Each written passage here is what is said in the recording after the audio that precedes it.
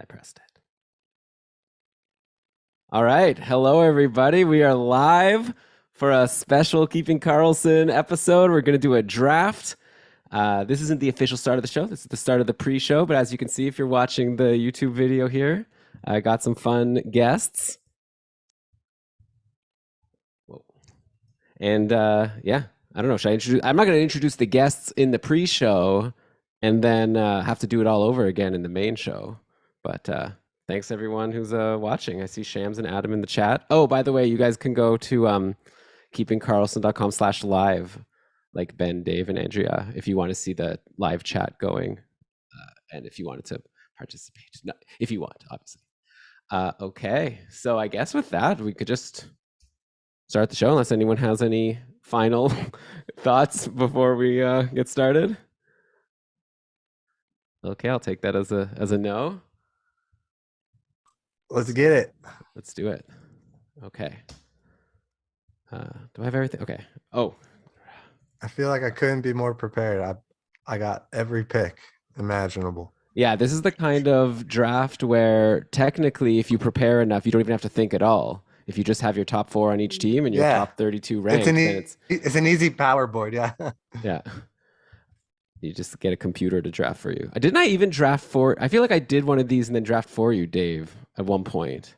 Maybe it wasn't for a draft like this. I feel like I did a show once where I picked someone's picks. Anyway, okay, doesn't matter. Maybe it was for a playoff pool draft. That's what it was.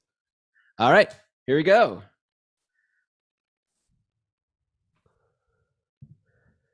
Yeah! Yes! Welcome everybody to another episode of the Keeping Karlsson Fantasy Hockey Podcast, the longest running fantasy hockey podcast in the world, hosted by a guy who's going to try to go 2 for 2 in this funky draft format that we're about to present to you. I'm your host, Elon Dubrovsky, and I've got a super fun show for you listeners today because I am unfortunately not joined by the fantasy hockey robot, Brian Combe. He's on vacation with his family, so I'll give him a pass for that. But instead, I've got 3 awesome guests for what's becoming an annual tradition, draft show where each of us, there's 4 of us here. You'll find out who they are in a moment. And we're each going to take 1 player per team for all 32 teams. And it's going to be a points-only draft. I'll tell you all about it in just a sec. But first, let me introduce who I have with me. First of all, you know him from the last episode of Keeping Karlsson, where we went through a whole bunch of players that we expect to have different point paces from last season to this season. It was a really good episode. Number 439. Check it out if you didn't hear it. It's Short Shift Zone, Ben Burnett. Hi, Elon. Hi, everyone. Thank you for having me again. I appreciate the validation of being invited back so soon. Yes, well, you're on the feed a lot already because you've also been doing all these beat writer interviews all summer in the Great Short Shift. So I'm probably going to be on the next episode too, if my schedule is correct. Apologies to the BB haters out there. Well, they could skip that episode, but then they're going to be missing out on a beat writer interview with which team is it that's coming up next again? We've got this is a KK exclusive for the next episode of KK. It's going to be the Florida Panthers. Oh, okay. Well, no. Brady Tkachuk, not Brady Tkachuk. What am I talking about? Matthew Tkachuk, Huberdeau, gone. It's going to be fascinating. So yeah, make sure you're subscribed to Keeping Karlsson. Tune in for that. Okay, so you heard those crazy noises coming from our crazy friend who you're going to actually hear a lot more from this season because you may know this person from past appearances on Keeping Karlsson, but also from his amazing Stream Scheme podcast, which he releases once a week during the season, analyzing the schedule and letting you know who you need to be streaming in for the following week. This year, you're going to be hearing Stream Scheme on the main feed. He's been called up. He's no longer in the AHL. He's in the NHL now. And here's a preview of his beautiful voice. It's our friend Dave Benton. What's up, Dave? How's it going, Elon? What's up, everybody? Yes, and we finally got the call up to the main league and couldn't be more excited. We went 17-6 last year. We're hoping to replicate that performance once again now that we're on the mainstream, but who knows? Well, sorry. I got distracted by the chat here. I got focus. Good thing for editing. Okay. Yeah, it's going to be very fun having Dave on the main feed. We'll see how you do with the player pronunciations, but you always end up getting the streams correct, even if the names aren't exactly that way. Okay, finally joining the show, a brand new guest to Keeping Karlsson, someone you haven't heard from before, but someone, if you're a patron of Keeping Karlsson, know very well because she's been super active in the community and has been a huge help over the summer running our patron draft rankings every single day. Welcome to the show for the first time, Andrea Broadley. Thank you, Elon. Thanks, everybody. I'm very happy and thrilled to be here. Yeah, very happy to have you.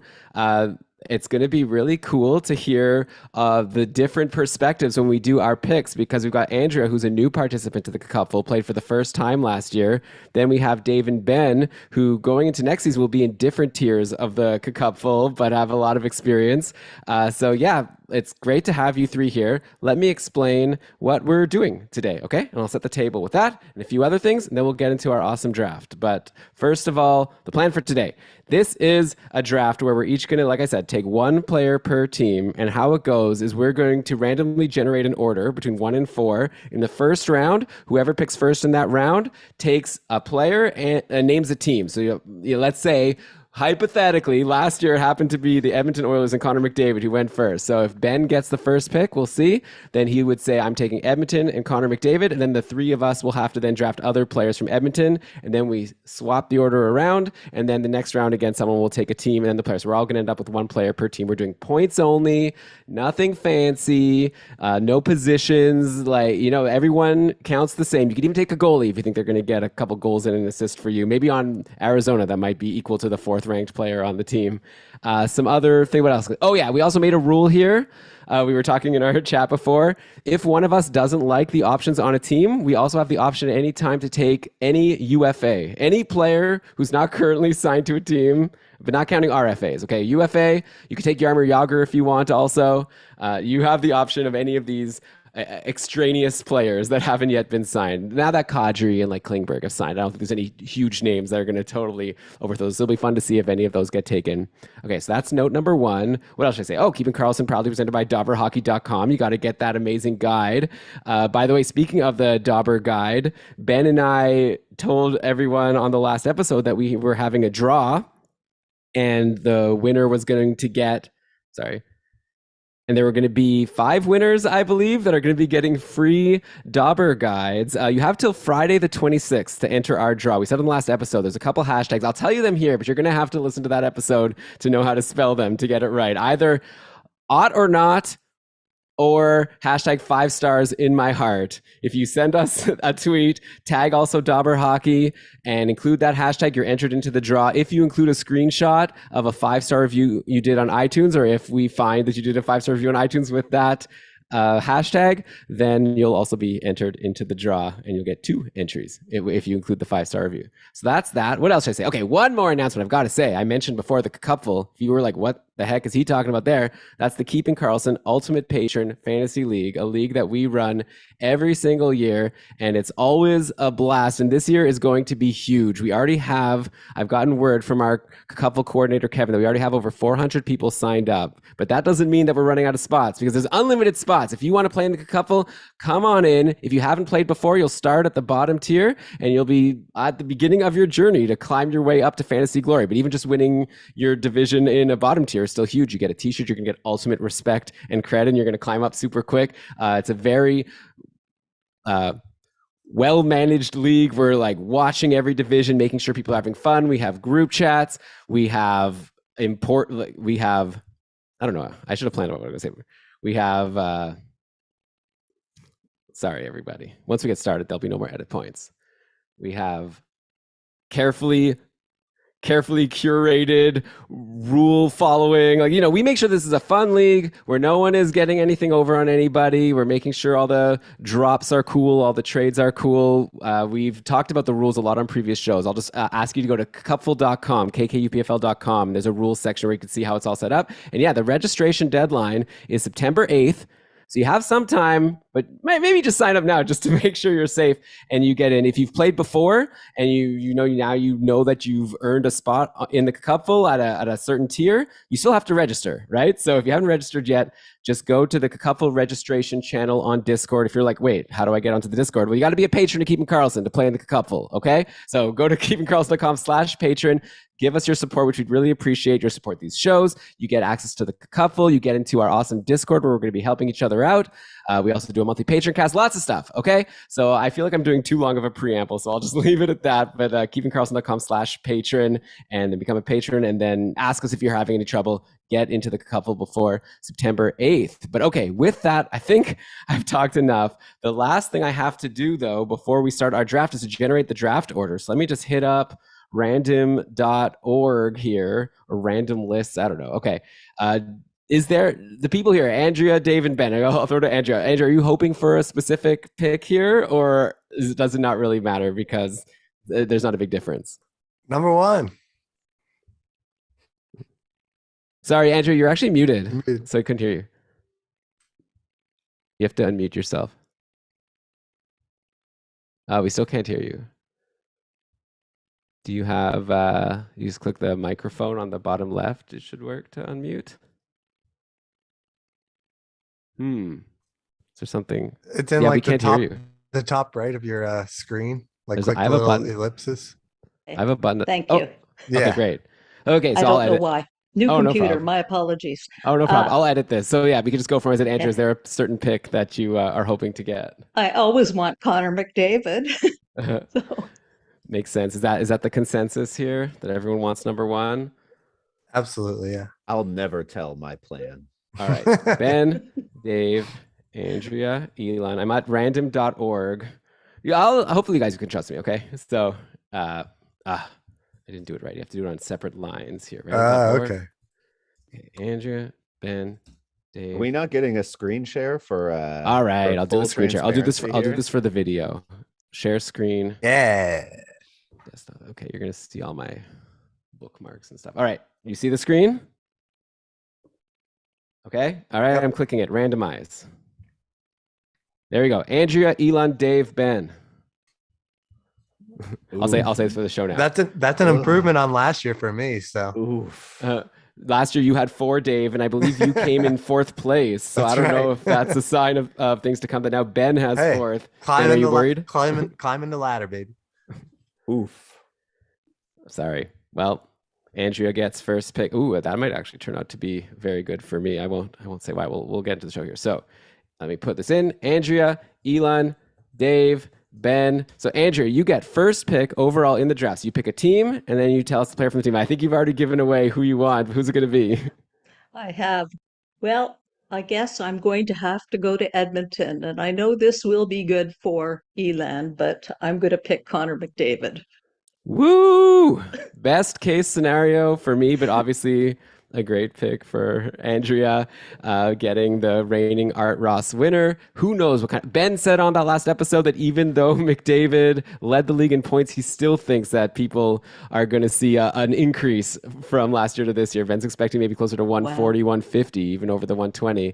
But now I'll get seconds. The way it's going to work, by the way, so it's Andrea, Elon, Dave, Ben for this round. Then we all like sort of shuffle to the left. So next round I'll get first. It'll be Elon, Dave, Ben, Andrea. Then Dave, Ben, Andrea, Elon, and then we'll keep on going through all the way till we get through all 32 teams. So yeah, obviously the strategy here is not only about picking the best player, but you want to have a big disparity between the players. Like I not to give anything away here, but I think it's fine. I don't think Ottawa is going to be going anytime soon because they have so many players that might be pretty similar. But anyways, easy pick for me and a real gift. So I'm not going to have to talk too much about it. Give me Draisaitl. Hopefully he'll keep up with McDavid somewhat. And now we go to Dave for the next pick. Okay, and I think now there is a clear number 3 in Edmonton, and it's Evander Kane. As much as he's jinxed me in the past, I think if he's available at a certain point in the draft, you got to take him because point per game is very much a realistic possibility for him. But Ben, how you feeling about the 4th pick? Well, I feel like it's the most this is the only pick with like any real thinking to do here. Like it could be any number. Like I'd say like 3 or 4 maybe people depending on on how bullish you are on Evan Bouchard maybe taking over the top power play from Tyson Berry. Up front for me, it's very much between Ryan Nugent-Hopkins and Zach Hyman, but I'm going to take Hyman for the and hope that he basically sticks with McDavid or, you know, gets really hot on the top power play. I don't think that I don't see Nuge getting the deployment to sort of, if you know, flip of a coin. I'll take Hyman. Yeah, I think I agree that it was between Hyman and Nugent Hopkins. And yeah, we'll probably come down to that power play, though I guess Nugent Hopkins will be there. It's more like Dave is banking on Evander Kane also being there. All right, round 1 in the books. Now we go to me getting first pick in round 2. So yeah, I guess like in this format, we're learning, at least for now, the way the NHL works, having that number 2 is maybe even better than having number 1, because I got Draisaitl and now I get to take my next pick. I'm not going to take the player I would be taking number 2 in a normal draft, even if it was points only. I'm definitely making a strategic pick here based on the disparity. There's one team where I see one player that's capable of 80 plus, maybe 90 plus, and then everyone else, I don't even know if they're getting drafted in any league. So I got to do it. I'm going to Chicago, and I'm going to take Patrick Kane with the first pick of round 2, which then brings it to Dave, who gets the next pick over on Chicago. This could go anywhere. I'm very curious to see who you're going to go. Maybe you'll even take a UFA. I'm going with the only other player in Chicago that I'm confident in can score 40 points. And that's Seth Jones on defense for the second overall pick in Chicago. I hate to do it, but I got to do it. So yeah, I guess off the show, I'll just leave it to you guys to jump in. Like I won't like announce the person each time. So it's always For like sure. Ben after Dave, then Andrew after Ben. Yeah, I was just fixing up my spreadsheet. Sorry. Yeah, no problem. And I guess if we're always sending it in the same direction, I can always just I'm always sending it to Ben, right? Mm-hmm. Yeah. Okay. That's easy then. So I really don't know where to go. I mean, like for me, I guess I do know where to go, but it just like feels disgusting saying it. But I guess I'm taking Jonathan Toews here. Yeah, not much of a choice. I'm interested to hear who's going to go forth. Sorry, Andrew, you're muted.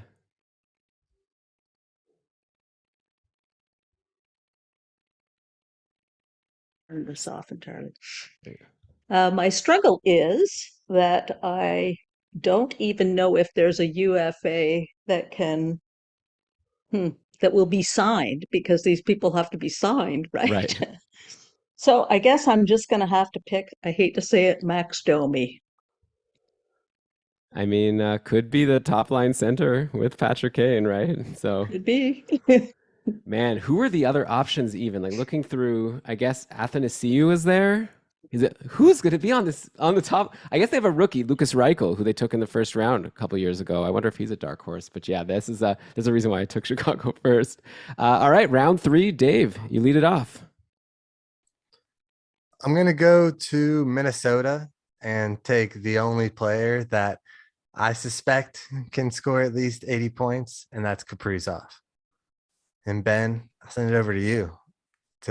I don't know who which way I'm going, right? You don't know? I got to take the Lizard, my former Hobbit, now Lizard, Matt Zuccarello. Yeah. And I think I'm going to go for that breakout, well, if you want to call it that sensation of last year, Matt Boldy. Yeah, Boldy is interesting because he did so well, but it was with Fiala. So now the question will be if, was he doing so well because he was playing with Fiala, or did he have it on his own? Like, obviously, he's a high pedigree guy, and a lot of people love him in their dynasty leagues. So it'll be interesting to see who he plays with.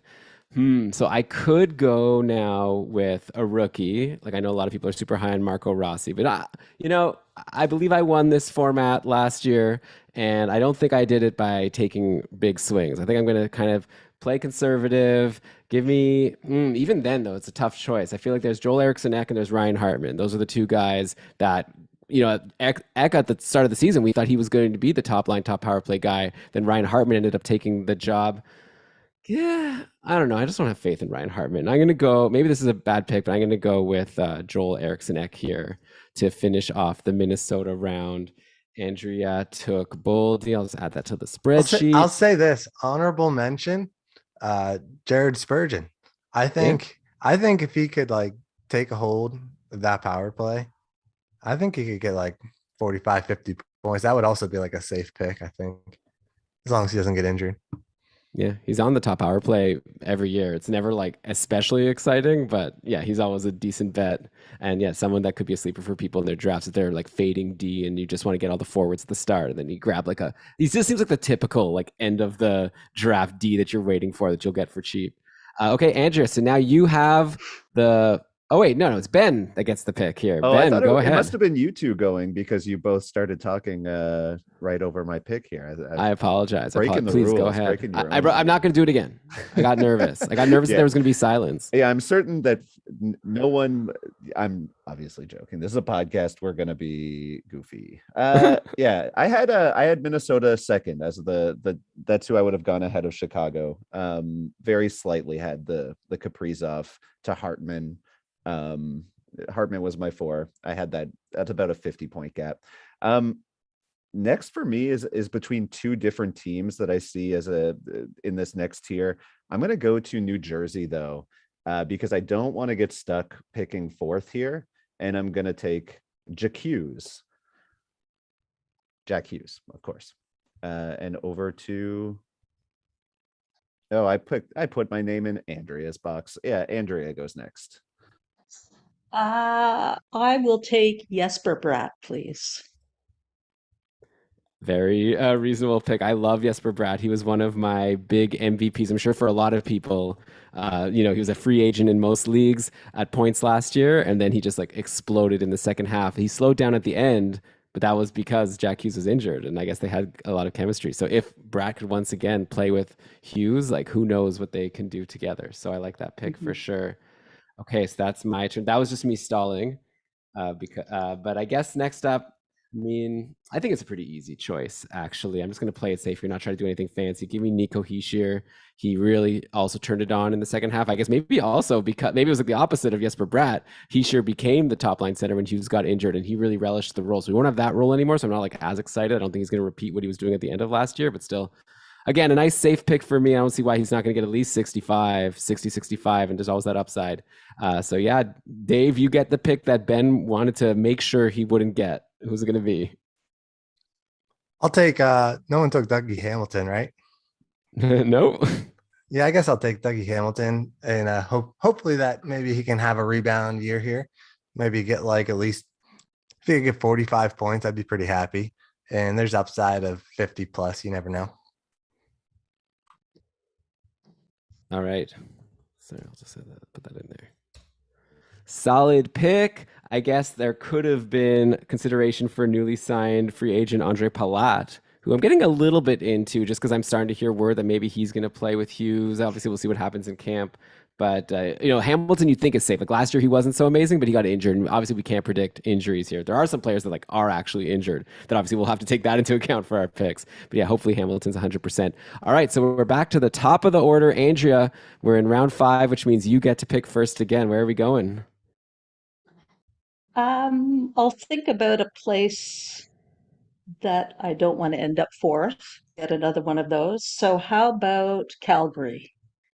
And I'll take Jonathan Huberdeau. Yeah, solid pick for sure. Huberdeau is someone who's coming off an insane season. 100 points would be a disappointment. Like if he follows up this last season with only 100 this year, that's how good he was. Of course, he's going to be playing with completely different players, including someone that I'm going to pick next. So yeah, Calgary's tough because now that Huberdeau is gone, like we've got Kadri or Lindholm is going to center that top line, and we don't really know. I know people have been speculating. Some people talk to me on Twitter as if they know, and on the Discord, they're like saying it's for sure going to be Lindholm. But I feel like probably I'd like to see some like camp life, or that's more of a survivor term. But yeah, I don't know for sure. But I think that's got to be one of these guys. I'm going to play it safe again because Kadri, who knows? I know Lindholm just had an amazing season. he was great on the top line with two players that aren't going to be there with him anymore. But I'll still go with Elias Lindholm here, which brings it to Dave, who I guess has a pretty easy pick. Yeah, and so I gotta go Kadri. You gotta imagine, regardless of how the lines shake out, they're all gonna wind up on the top power play. So easy pick there. Yeah, I'm gonna just take a second. I think Elon, because I think we recorded our last show the day before the Kadri signing was announced, and just say a little bit about just talk a little bit about the Lindholm versus Kadri thing. Like I feel like Please. Lindholm, and I'm somebody who thinks that I just don't see it starting the other way. The fit seems very obvious between Lindholm and Huberdeau, where Lindholm is a shot first guy, who Huberdeau, being like, one of the best passers, one of the best setup man in the NHL, just plays a much more complementary game. Nazem Kadri, often used in more of a checking role, as he was in Colorado, as he was in Toronto, just seems like a more natural fit on a second line. I definitely agree that I would go 1, 2, 3 there: Huberdeau, Lindholm, and Kadri. The pick for me is between Toffoli and Mangiapane. I see probably it's much easier to see a path for Tyler Toffoli to get first line, first power play usage. So that's where I'm going. I don't necessarily think he gets, to ride shotgun with Huberdeau at every opportunity, but I think he probably gets up on the top power play to start the season, and hopefully he can be productive there. So yeah, hopefully he outpaces that how his mediocre start to his Calgary career.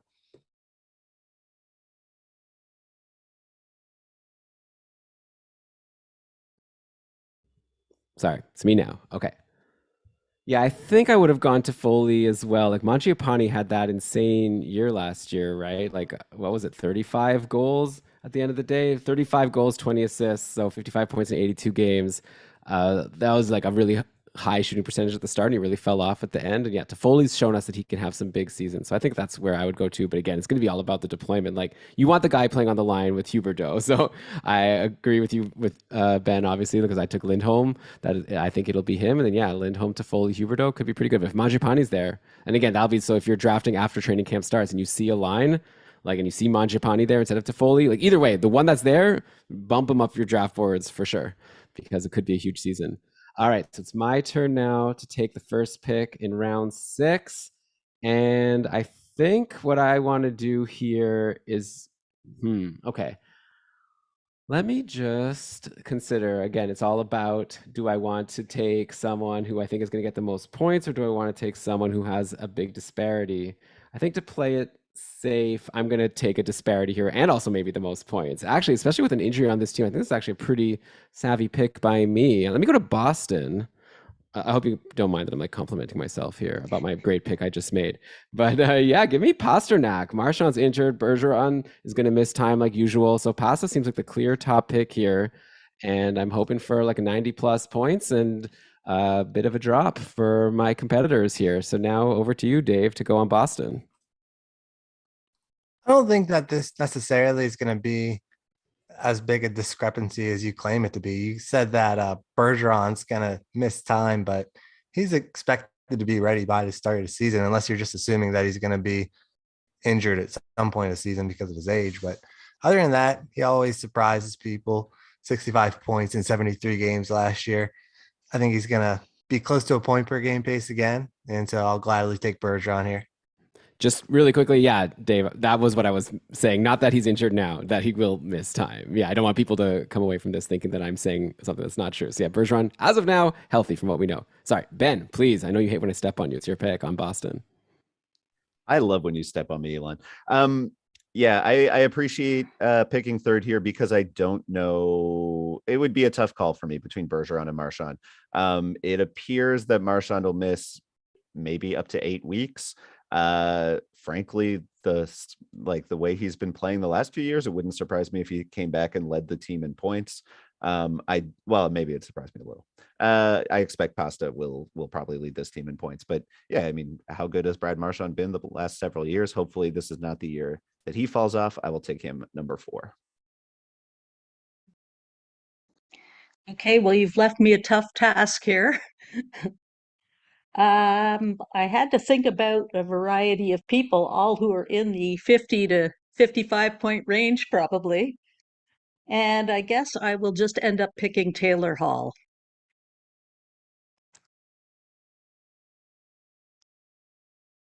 Dave, you could just jump in.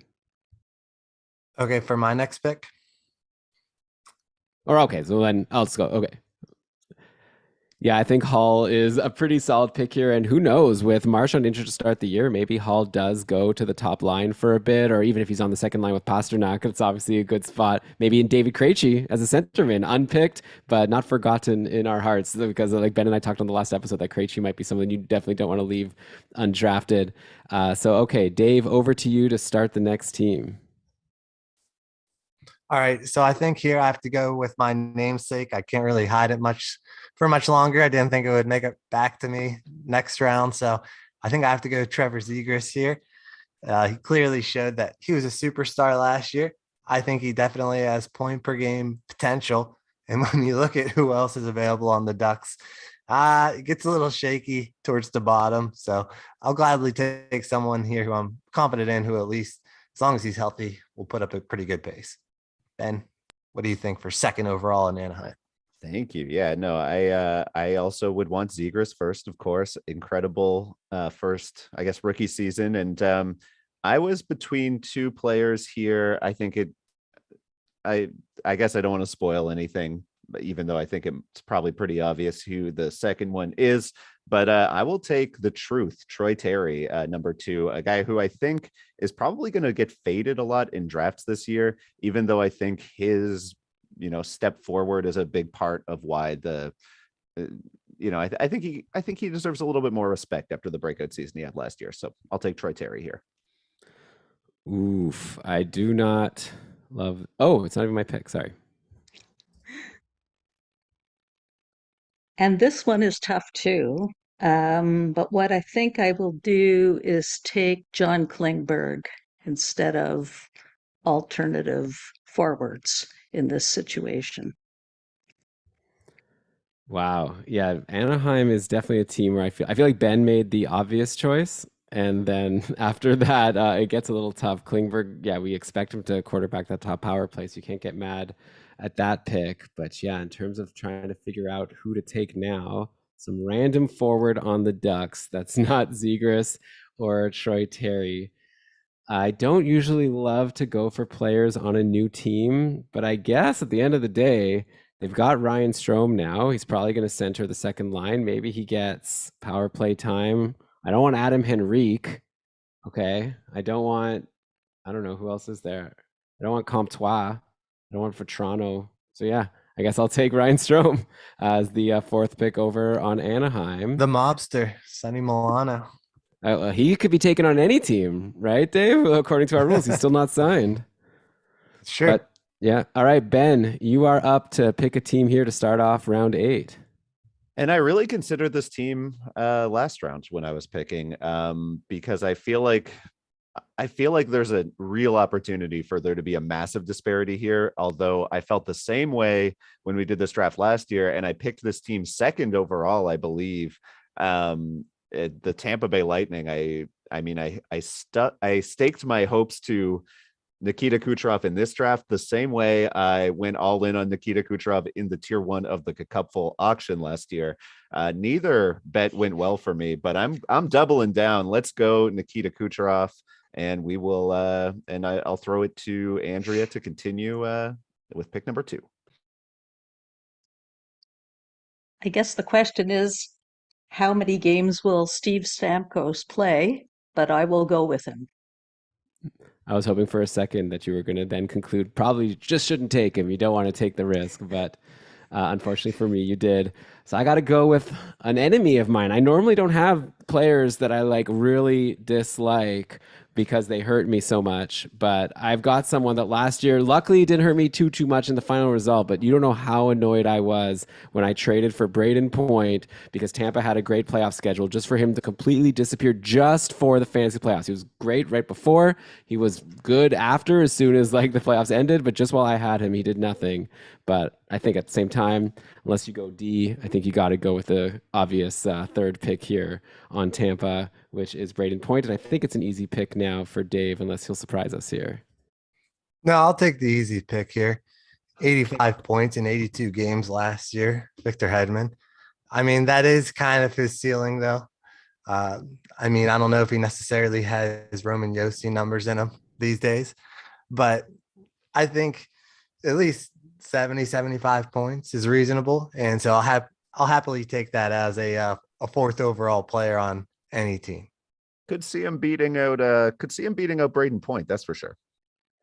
Yeah, could happen. But same time, Tampa Bay. If there's any team you have to have a third or fourth pick on, I guess Tampa's not so bad if you're getting Point or Hedman there. Especially because Kucherov, Ben, I don't know, he burned you last time. He could definitely burn you again. Tampa doesn't mind putting him on the IR for a little bit if he's dinged up. All right, Andrea, first pick in round 10. Okay, well, Columbus is a very nice city. I've been there. It's really, really nice town, and we're going to go there, and I'm going to pick Johnny Gaudreau. Yeah, it seems like a guy who, again, sort of like Huberdeau, who switched teams. If they could keep up what he did last year, it's a slam dunk pick. Of course, it's a new situation. And I wonder who is in a better situation right now between Huberdeau and Gaudreau in terms of their line mates, I guess. Do you really wonder? Or is it very clear?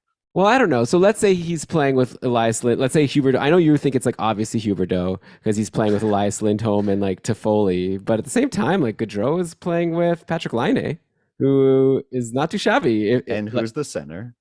I like Boone Jenner personally, if it is Jenner. I don't dislike Boone Jenner as a player at all. But like if we're talking about like guys who is most likely to hit 100 points based on their line mates, I think that the Calgary connection is much clearer. What about based on their PP1 quarterback? I kind of would prefer to have the guy playing with Zach Werenski versus the one playing with Rasmus Anderson or Noah Hannafin or Mackenzie Weegar. How much do you think Werenski outscored Anderson by last year?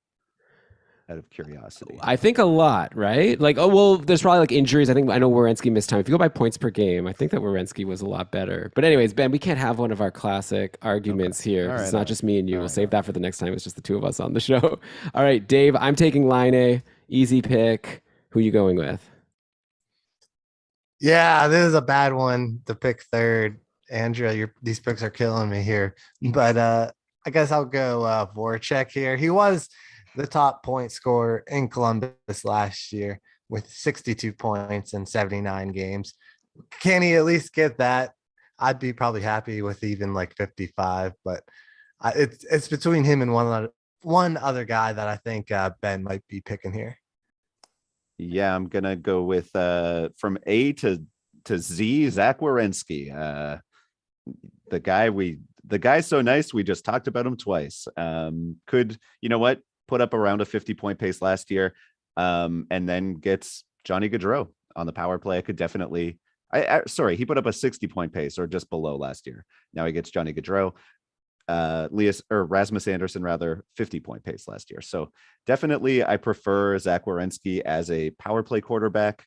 But yeah, give me. I'll be taking Jonathan Huberdeau over Johnny Gaudreau if in a points only league myself. Okay, we'll have to check back on both of those predictions. I mean, I'm not necessarily saying I'm taking Huberdeau behind Gaudreau, but I feel like could go either way. I don't know. I'm pretty excited. You're not taking anyone. You're not taking a stand. You're sitting on that fence. Yeah, I'm saying I'm taking Patrick Laine. That's all I know because I think he's getting a good winger for sure.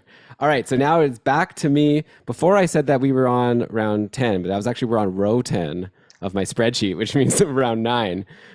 Before. Now we're on round 10 where I start, and I'm going to leave people in suspense for just a sec because let's take a little break. And then I'll make my pick when you're listening to Keeping Karlsson.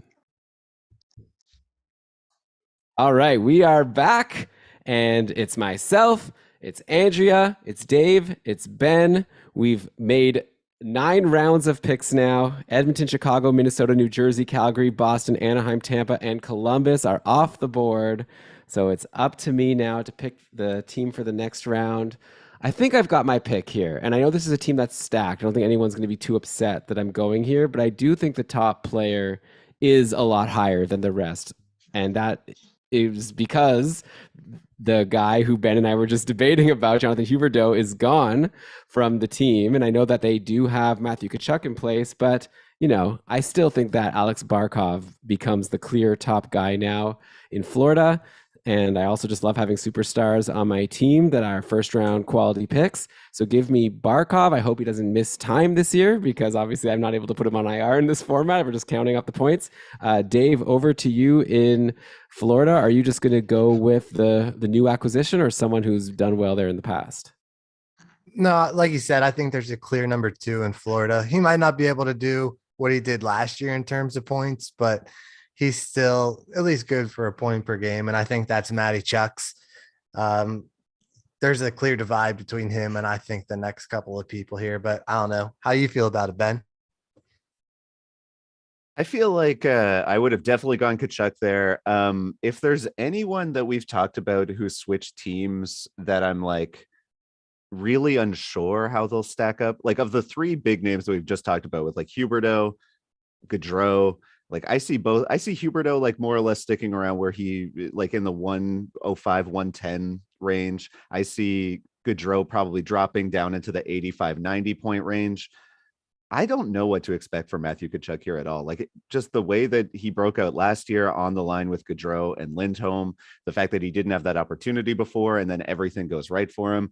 I find it really, really hard to project Matthew Tkachuk. I mean, like I'm just putting him around 80, but it's the one I'm the least certain about when it comes to those big names that have moved this offseason.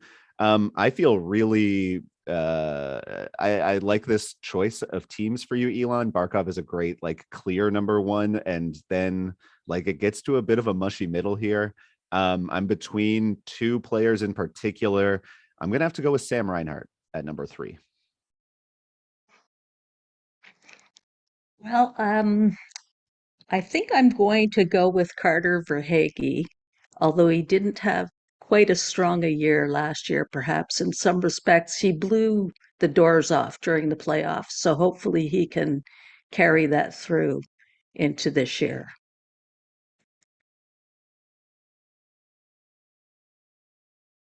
I'll jump in quickly. I thought Ekblad, I thought it was between probably him and Ekblad, right?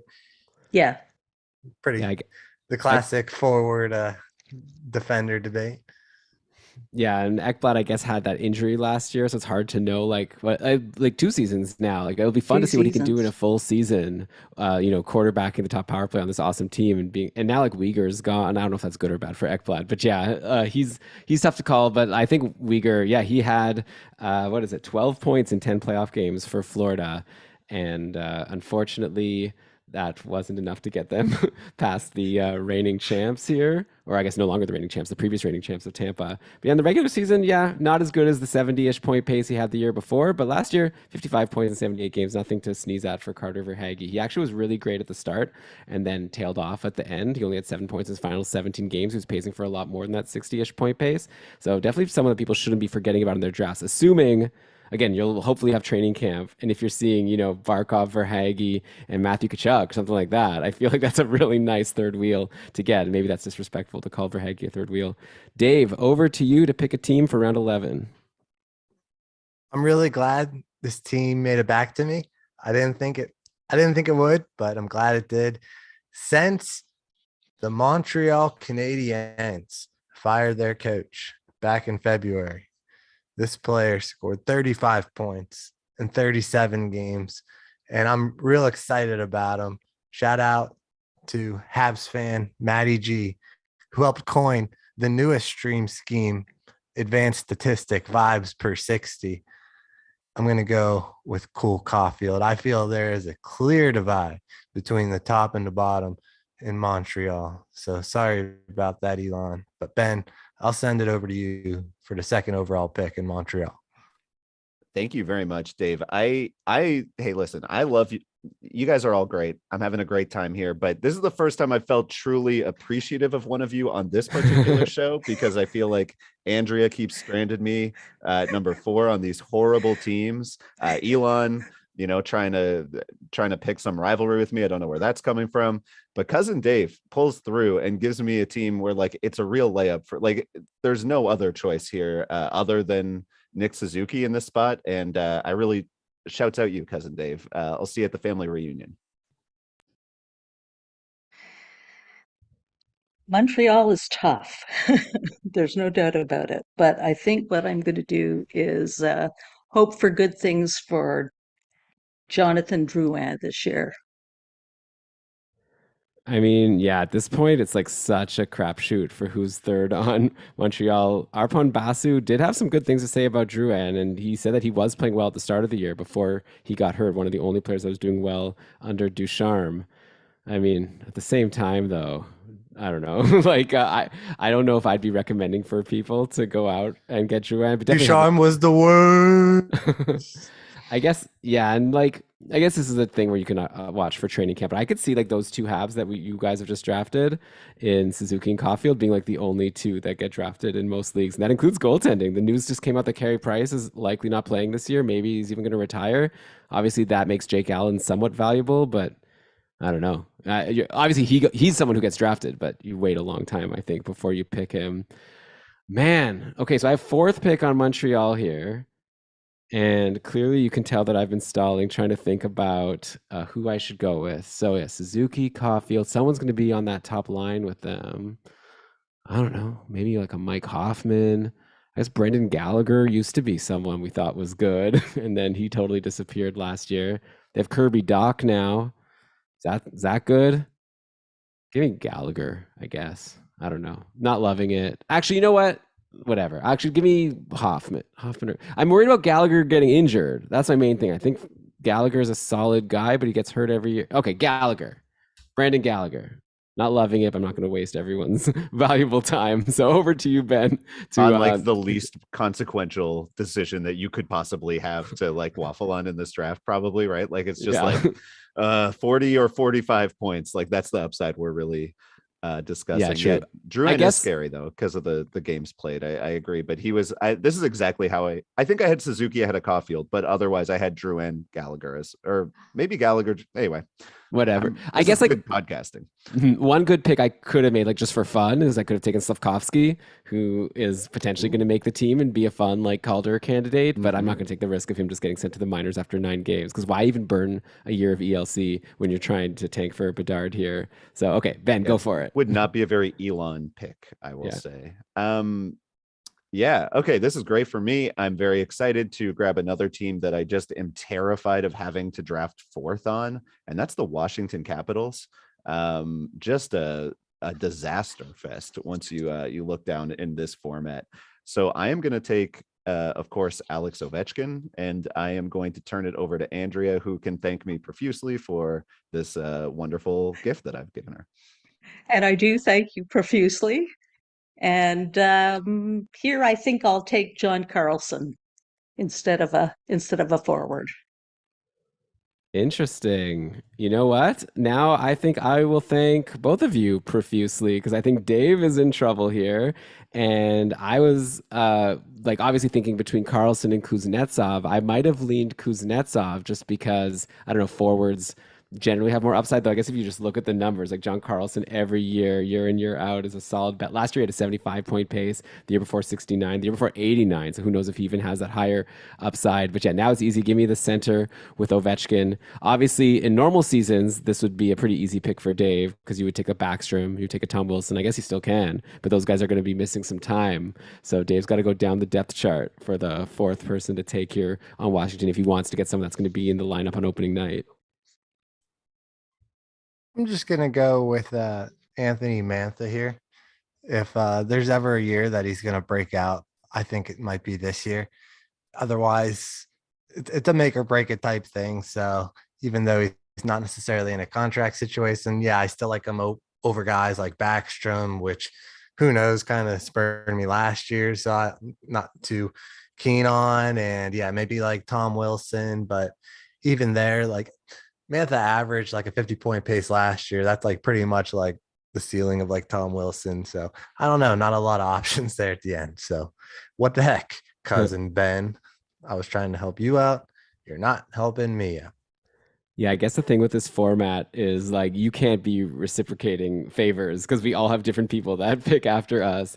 But yeah, Mantha, I mean, hey, if you listen to the last episode, Ben said some nice things about Mantha and thought he'd maybe be a surprise. I don't want to spoil, but I want people to go down and download the episode. But if Ben turns out to be prophetic, then Dave, you're not in too much trouble with that pick. So, okay, Andrea, round 13, you're starting it. We're getting into a point now in the draft where there's still some great players left. It's just all about is it worth it to take them because their teams have other great players. I'm really interested to see where you're going to go. I'm going to the Big Apple to the New York Rangers, and I'll take Artemi Panarin. Yeah, I actually had Panarin pretty high on my list because he's like the one guy on the team that you see as like having like this like 100 plus point upside if things shake right. But I'm definitely not going to complain about getting second pick here on the Rangers. Just give me Zibanejad. They have some other good players. I don't think anyone here is crying with their Rangers pick. But Dave, I think it's between two guys. It's pretty, maybe it's obvious. I don't know. Who are you thinking? Yeah, I think it's pretty obvious who two guys are, but I think I will go with Adam Fox. I just like his potential as long as he plays every game to be maybe not so close to a point per game guy like he was last year, 74 points in 78 games. But even if he gets like a 65 point pace, I think that's probably what we can maybe expect from this next guy that Ben's going to take. You think Lafreniere is good for six? No. Yeah, I think that honestly, I could see Adam Fox being the second highest scorer on this team. I could see him putting up a point per game pace. And I could see Zibanejad being, 75 to 80. Like I could see them both in that range. I was annoyed with this pick, Andrea, because it's a tough drop from number 1 to number 4, but I also kind of feel like it's a tough drop from number 1 to number 2. It's almost it's not as steep of a drop off from 2, 3 to 4. Obviously I'm going to take the greatest power play goal scorer of our generation, Chris Kreider. Well, you had, I guess, his And I best got Ovi competition. before, yeah. Yeah. So you have the two best, the clear Yeah. number 1 in Kreider and the clear number 2 in Ovi. We'll for put Ovi on power stars. play 2, and we'll get Kreider up on the top unit. That Makes sense. We'll score no matter what. All right, so I'm going to now go. It's my turn to start round 14, and I'm going to once again go with a player who I feel like he's a star player, and I worry a little bit about the health. Like when I picked Pasternak first, it was like, I know Bergeron, Dave, you said like Bergeron is really good, and like he always is, and he's not even injured right now, but he always gets injured. I feel like in Vegas, we have a similar situation where like obviously Mark Stone is awesome, but I don't know if he's going to miss some time with that back that's been bothering him. But at the same time, we've got my friend Jack Eichel, who used to be a clear top 10 pick in fantasy. Then last year he missed a lot of time. We all know the story, right? Then last year he came to Vegas and wasn't so outstanding, but he had this like broken thumb that he was dealing with. So I feel like he's going to come into this year and go gangbusters, be that star again. Hopefully, like he'll have Mark Stone with him to help him do that. But if Mark Stone does miss time, it's not like Eichel's going to go completely pointless. So give me Eichel. Dave, did I do you a favor here, or are you a little bit trepidatious? I feel like every time you've drafted first, you've mainly talked about the player who then I'm going to take, which, yeah, of course, is Mark Stone, second overall here in Vegas. It's no mistake if you're paying attention in the Discord. We're always going back and forth on the daily patron rankings that Andrea has helped running. And the common thread here when we're talking about sleepers this year is Mark Stone. We're doing the Elon and Brian run the mock drafts. And when you look at the ADP, when you can get Mark Stone in like the 4th or 5th round, that's just a bargain. And so I think he's going to go too late in drafts. The problem is, when do you draft? Because the more drafts go on, the more people are going to realize the higher his ADP is. But right now, Mark Stone is great value, especially over 3 and 4. So good luck to this next pick, Ben. I don't know. I'm pretty into Jonathan Marchessault here. Paced for 70 points last year. Obviously was spent a little bit of time hurt the previous 2 seasons, but paced for 65 the season before, 60 the 2 seasons before that. So I feel like I would have liked to get Mark Stone here because I started with the 4th overall pick. I feel like I need to get some higher upside shots, but Jonathan Marchessault has a very safe floor, and I am very happy to grab him here.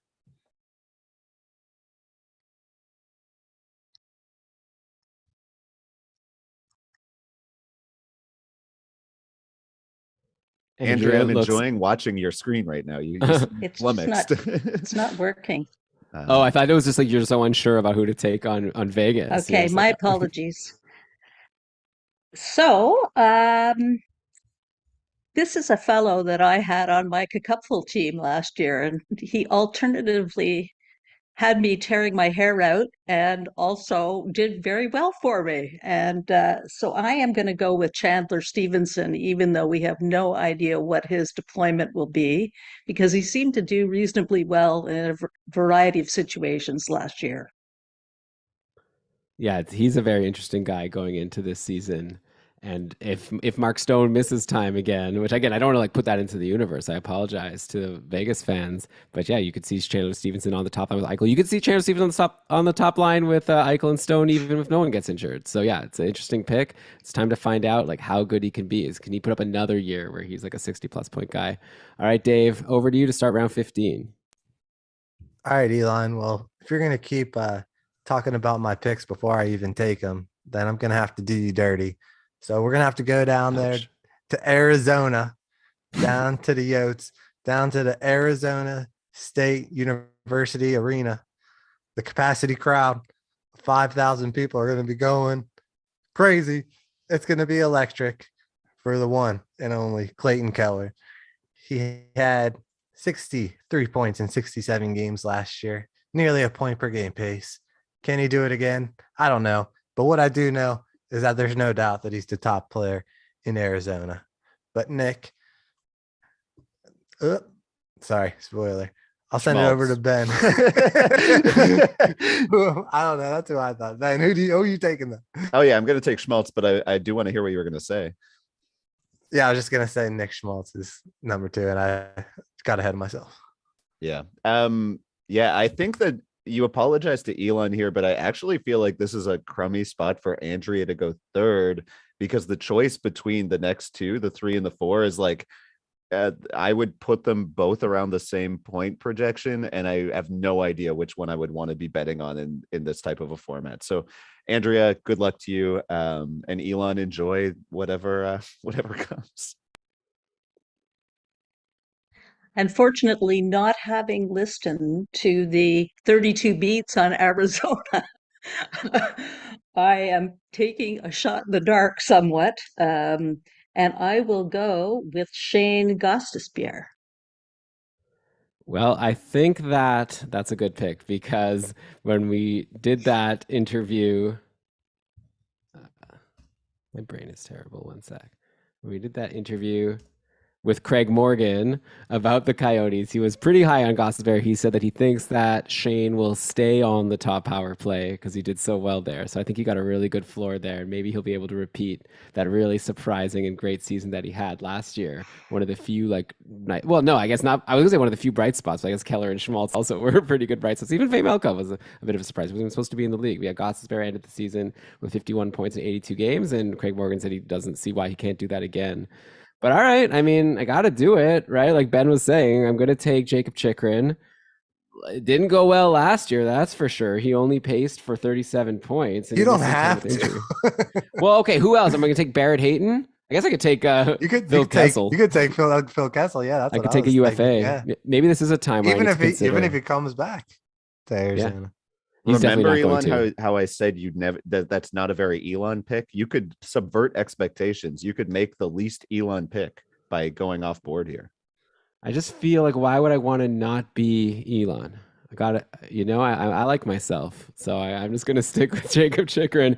Hope he gets traded. Hope he gets traded to, I don't know, Ottawa, and gets on the top power play like some people have been wanting. I don't know. When you search for Chychrun on Twitter, it's a lot of Ottawa fans hoping he goes there. Who knows if it'll actually happen. But I don't want to get into speculating on trades and signings, because we got burned with this whole Nazem Kadri thing, where I feel like we spent way too much time on the podcast talking about this like foregone conclusion of Kadri to the Islanders, only for him to give us a swerve there at the end and go to Calgary. So And in a way, you're still talking about this Jacob Chychrun thing a minute or two after you like longer than you need. Like, I'm still doing it now, right? Like, we're just burning podcast time.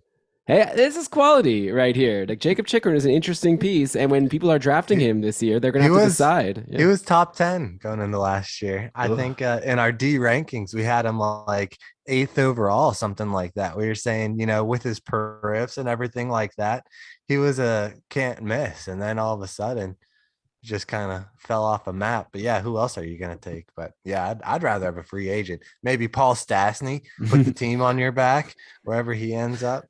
I will add to that, Dave, that last year I plugged in the Cupful stats to the I think it was the first ever year that Evolving Hockey put together a player projections for fantasy, and their number one defenseman in that format, in the Cupful format, was Jacob Chikrin last year, which did not work out well. No. That was probably based a lot on the previous year where he was so phenomenal. Didn't keep that up. Hopefully will do something for me this Are year. they honestly trying to trade him? Like, is that I haven't heard anything. Oh yeah. He was like top of the draft board or trade board at the deadline, apparently. Dave, you gotta listen to the interview with Craig Morgan there. Andrea and you both have some homework after this episode. Well, yeah, but I mean, regardless of what happened, nothing's actually happened in the meantime. So this is the most up to news, right? Yeah, well, the up-to-date news from him, anyways, was like they're not like active, like like they'll trade him, but they have a price that's very, very high, and if someone doesn't meet that price, they're happy to hold on. And I think it's like a couple firsts and a prospect, so it's not gonna be cheap.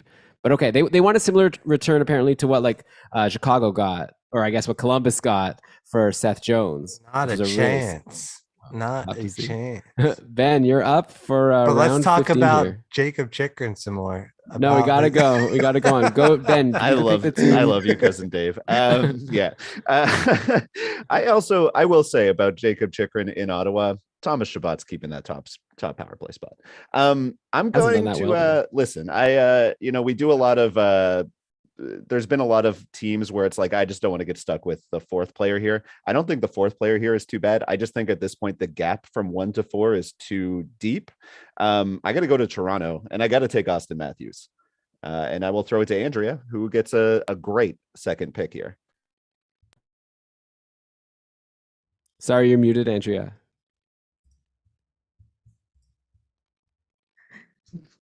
Thank you very much. I will take Mitchell Marner, please.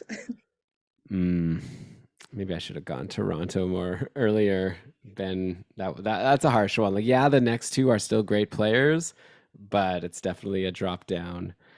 Give me, I guess, Tavares. Like, I like Nylander. I think Nylander has a higher ceiling than Tavares at this point, but I didn't like that last year he spent time on the third line at times. It just seems like Tavares is like a sure bet to get that like top 6 and then top like PP1 deployment. So I'll take Tavares, then Ben could take Nylander, or he could give us a swerve.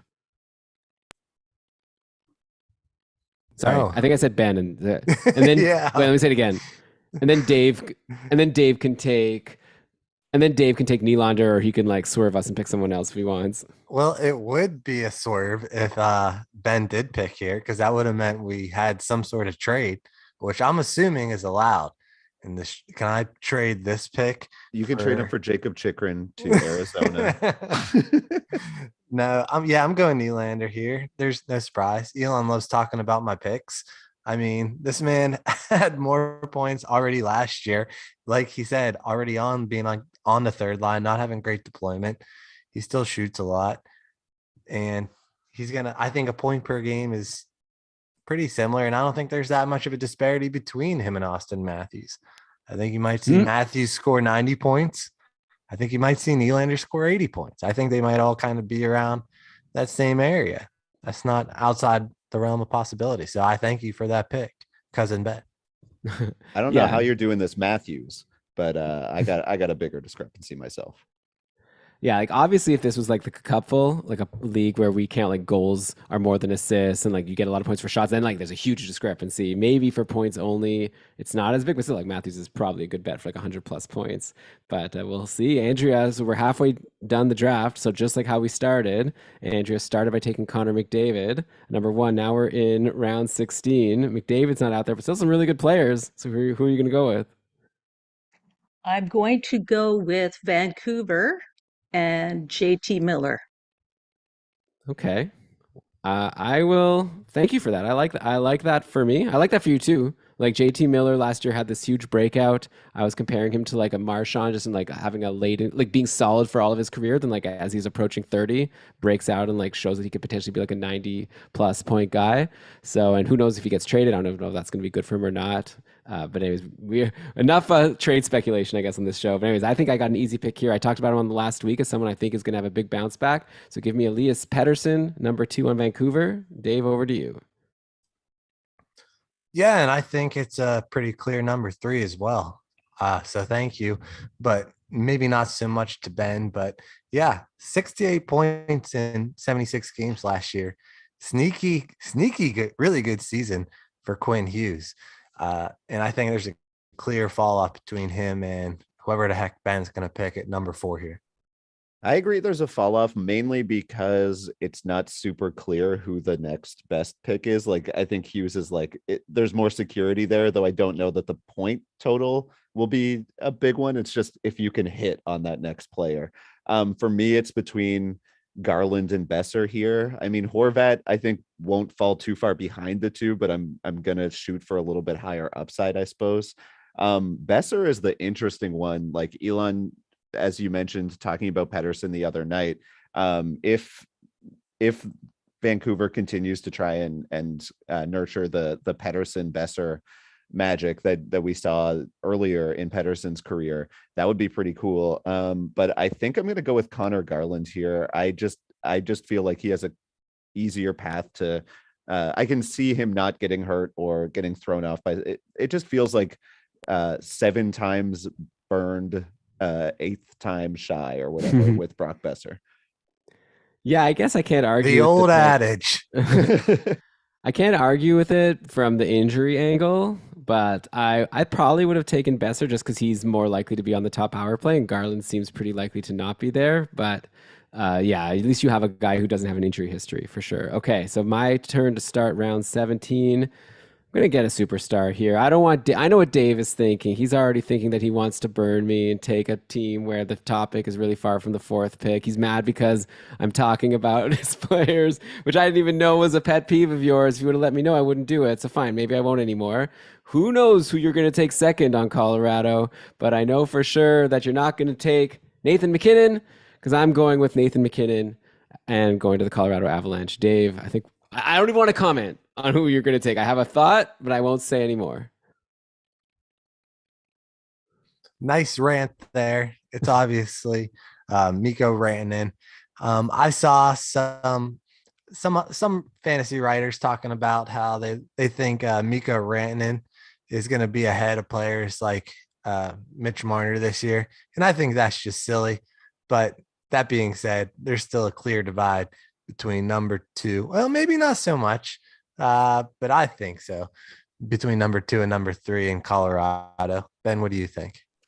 If there is, I think it's because Rantanen like has like puts it together for the full 82. And I don't mean that to imply that he hasn't been extremely good over a full season already, but mainly because like we've seen him go for like 50, 60 games as like the top scorer in the league, like as far back as like 2019. Like he was just would have this phenomenal 50 game stretch and then maybe fall off just a bit. And you know, now he's paced for 100 points the last 2 seasons. And I could see him, you know, getting into that 110 plus point club. I cannot see Cale Makar making that jump, but I can. And I also worry about Cale Makar from an injury perspective. He's a smaller kid who has struggled to stay healthy at points in his career so far. Only missed 5 games last year, so maybe it's just I'm remembering his injuries when I had him in the couple 2 seasons ago. But yeah, Cale Makar for me at #3, and I will throw it to Andrea. Okay, well, I will take Landeskog. I guess the issue will be how many games does he end up playing as well. I know he had a long stretch towards the end of last year where he was off, so we'll just have to see how it all works out this year.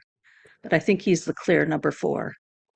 Yeah, like it is tough because he had such a great year last year, 59 points in 51 games, like a 95 point pace. But again, for this pool, it was just 59 points, which is a little bit disappointing. Like someone like Valerie Nichushkin had more points than Landeskog overall, but maybe you're just going to hope that if Landeskog stays healthy all year, then I think you definitely have the right pick. Okay, Dave, you're starting round 19. Do your worst to me. I'm going to have fourth here. No, I think you might like being fourth here because we're gonna go down to San Jose, and I'm gonna take the only guy I trust on the Sharks, and that's Timo Meyer. He was about a point per game last year, and yeah, he might have had not the best seasons before that, but in San Jose, he's the best you're gonna get. He's in a contract year. He's gonna be a UFA. He's gonna ball out, and there's no one else I would rather have from the San Jose Sharks than Timo Meyer. But Ben, let me hear who you'd like to take second. Put the Timo on his back though. Yeah, I like this one because I feel like there's a very clear number 2, and I don't like having to make hard decisions after 9 p.m. as it is 9:10 Atlantic Standard Time. I'm going Tomas Hertl.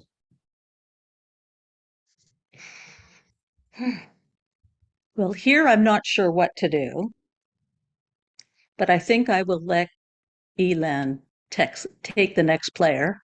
So I will take Logan Couture. Yeah, I think he is the right pick here, though I guess Andrew's going to have a horseshoe with her at all times for this draft because you've got Landeskog and Couture, both guys who have missed some time with injury. But yeah, I would have taken Couture also. So, I mean, there's someone who I want to take. It's pretty obvious. I want to take my podcast namesake here, Eric Karlsson, but he's also someone who misses a lot of time. Or I can make a really non-Elon pick, as Ben would say, and take a rookie that people are pretty excited about. Yeah, I think Carlson's too big of a risk for me. He gets injured too much, and he could always just fall off anyway. So this might be, I might have blown. I see Dave shaking his head. Maybe he's going to mock me, but I think I'll take. I just saw some Calder odds released today. Not Lewis. Victor shared with me some recent odds dropped, and apparently William Eklund is the highest odds person to win the Calder this year, at least at this point in time. So who am I to argue with the fine people in Vegas? I don't know why Dave keeps on giving me thumbs down here, so I'm just going to lock it in, and he could comment why he doesn't like it. But give me William Eklund here for the 4th pick over on San Jose. Ooh, no, come on. Yeah, he's your namesake. Like, he didn't even really have that bad of a year last year. If you think about it, 35 points in 50 games. And now that Burns is gone, he's going to like have that whole thing to himself. I think he might get injured. Yeah. But I'm pretty shocked you didn't take Karlsson. I will say, yeah, I also, that's a very un-Elon pick. I feel like we must have gotten in your heads here. I mean, Dave said it all. He had a good year last year and he had 35 points. I think if William Eklund makes the team and stays there all year, he's going to have more than 35 points. So it's like a 45-point pace. Did Victor say if he thinks Eklund is gonna? No, we didn't discuss it yet. Because I mean, Eklund had a tough year last year. Yeah. No, hey, I'm not saying I'm reaching for Eklund in my drafts, but Eric Karlsson, like I like Karlsson more for the couple because if he gets injured for a bit, it's no big deal. I can just stash from my IR and get a free agent. This is classic Elon tier 1 propaganda. He's trying to drive this guy's price into the ground. Don't believe it, my fellow tier 1 patrons. He's gonna be bidding $26-27 on this guy. He's calculated the VORP, no doubt about it.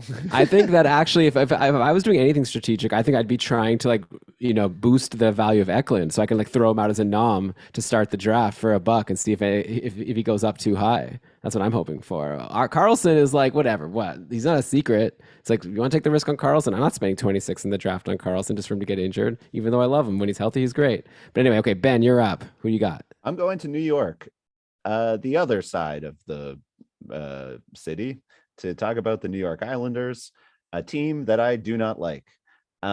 Because I do not want to pick 4th here. I think that there's a couple interesting options towards the end, but I also think that the clear best player on this team has an actual chance to bounce back in a way that would be, Barry Trotz is gone, Matt Barzal, clearly the best player on this team.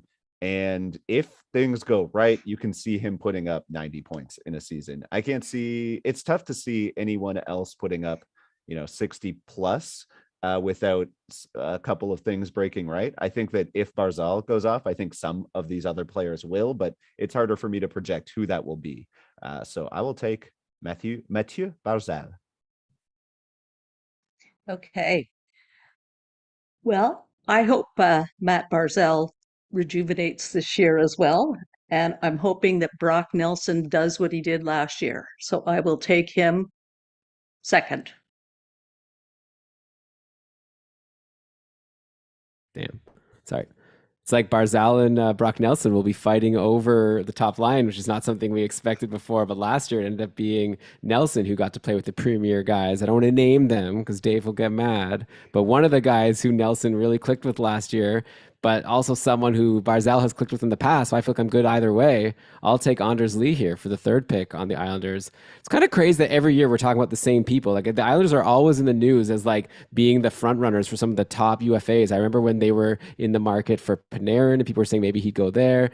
This year, at first I think Gaudreau there were rumors, and then it was like Kadri after. They get no one wants to go to the Islanders. I don't get why, but sucks to be them. And does it suck to be Dave getting fourth pick on the Islanders Maybe like it's Ben 'cause they predicted? can't grow facial hair, and their boss seems to be a old school hard ass. Like that's the rule you're saying? Like they're not allowed to grow facial hair? That is the official rule that has been well reported at this point. Yeah. No, it seems like an unfun work environment. Right. Does Panarin grow facial hair anyways? No, Seems like he pretty is a clean. little boy face. Yeah, he could have gone there. Wouldn't have bothered him. But okay, Dave, who you got? I've got to go with Noah Dobson. I mean, I think he's the safest bet here. He had, what was it, 51 points last year. And yeah, like Ben alluded to, new coach, you never know. Hopefully, whatever they're doing, they can get the power play buzzing. And I think he's a safer bet at points than anyone else on the Islanders. Like, there's obviously a stream scheme favorite, Jean Gabriel Pajot. There's always this one guy on Twitter who's always saying, let Beauvillier eat. And I agree, but are they going to do it? So I think I'm just going to take the safe thing here and go number one power play QB Noah Dobson. Yeah, that's probably who I would have gone with too. Remember last year when we were like kind of into Palmieri, wondering who's going to play with Lee and Barzal, and now it's like even if he does, like I still won't be that interested. Like last year, I think in the podcast we were like, watch camp. If you see Palmieri on that line, gotta grab him. But like he's shown that he's kind of hit a ceiling, I think. So okay, Andrea, you're starting off round 20 here.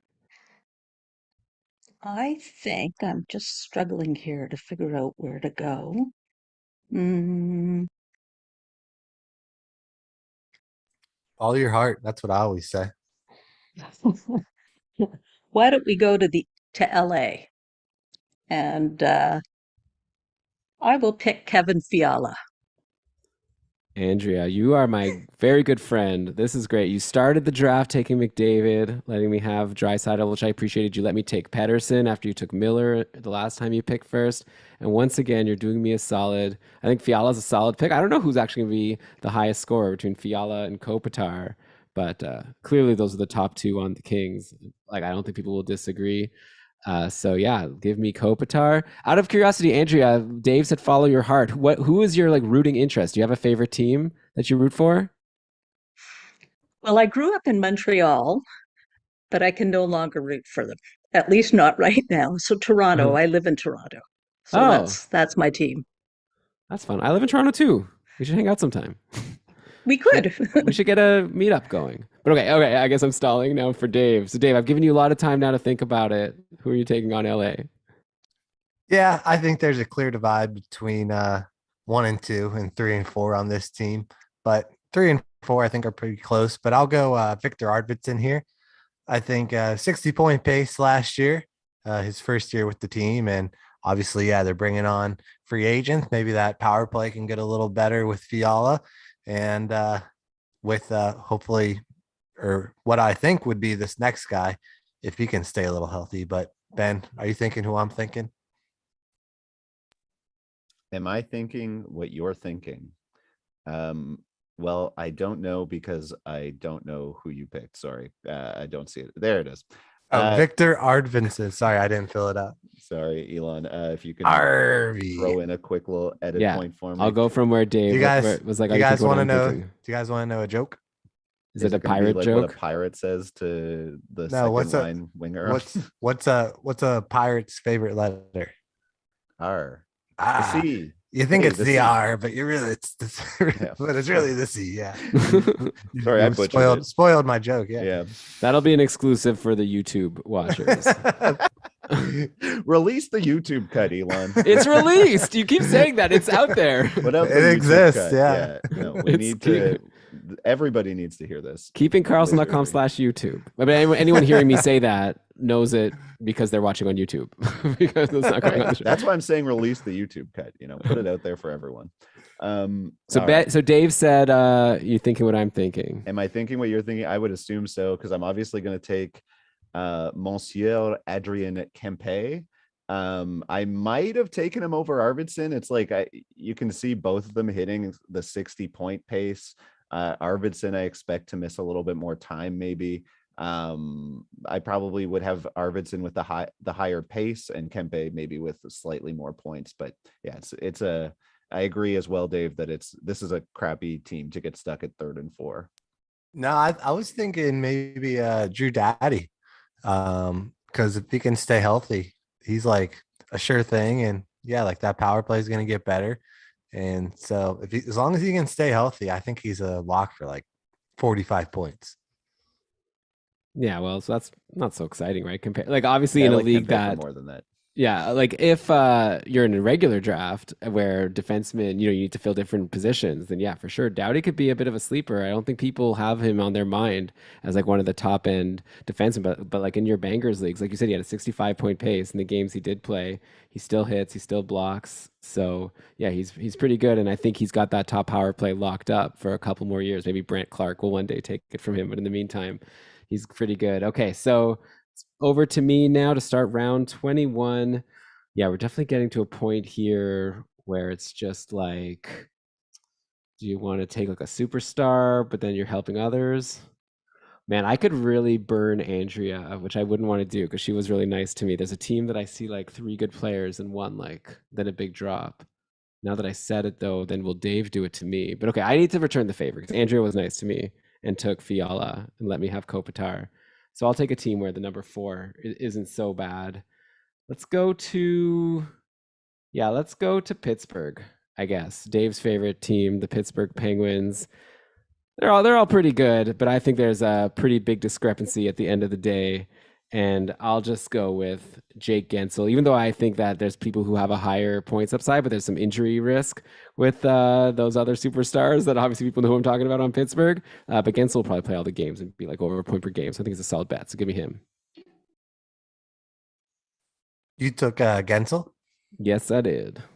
Okay, yeah, then easy decision here. It's Crosby. I mean, at least between 1 and 2, I don't think there's that much of a discrepancy. And I think there's definitely, you said you don't think you're hurting Andrea that much, but there is a possibility. And it's what hurt me last year. Yeah, like remember, this is points per season, not points per game, as Brian famously tried to claim last year.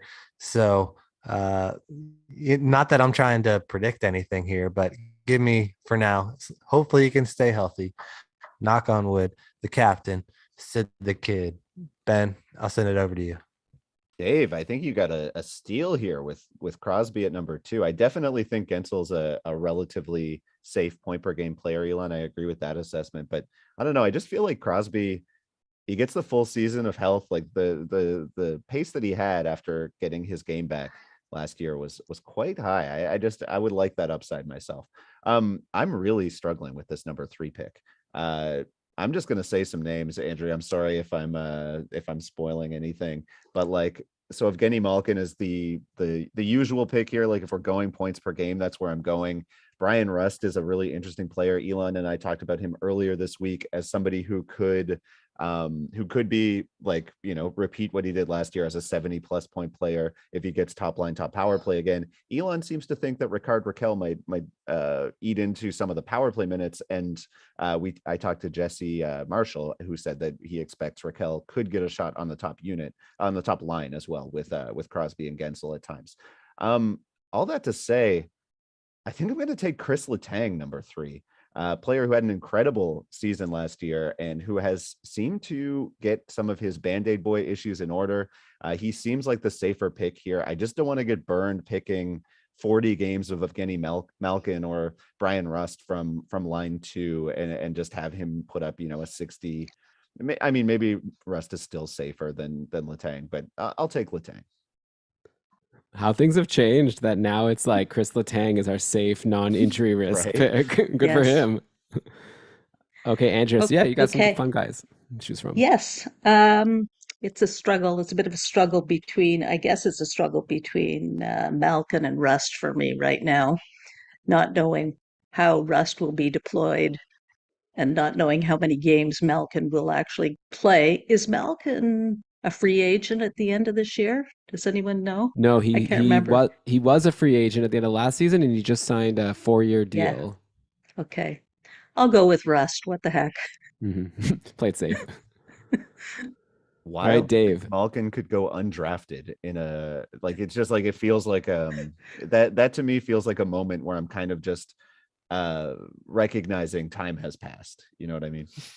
Yeah, it's sad. I actually have Malkin in a dynasty cap league where like once he starts his contract, I'm like forced to hold him for the next 4 years, and like of getting Malkin, like I don't want to not keep him, but also it is like it feels risky just because 4 years he's already like past 35, so he's going to be going into like being 40, and he's so injury prone. Anyway, I'm curious to see how these next couple of years will go for Malkin and Letang though. Okay, all right, so Dave, you're up to start round 22. One of the biggest mistakes I made last year was one of my early picks was taking it over to Detroit. And I think I selected first from Detroit, Jacob Vrana, and he ended up scoring 19 points on the air, which if you're familiar with, we had a Kotkaniemi rule. Anyone at any time could have drafted Jesperi Kotkaniemi and replaced anyone else on any team. And Kotkaniemi ended up scoring, I believe, 28, 29 points. So he would have outperformed Vrana. But I am correcting that this year, not to tip any picks or anything, but I am taking the captain, the only player I believe in Detroit, and that's Dylan Larkin.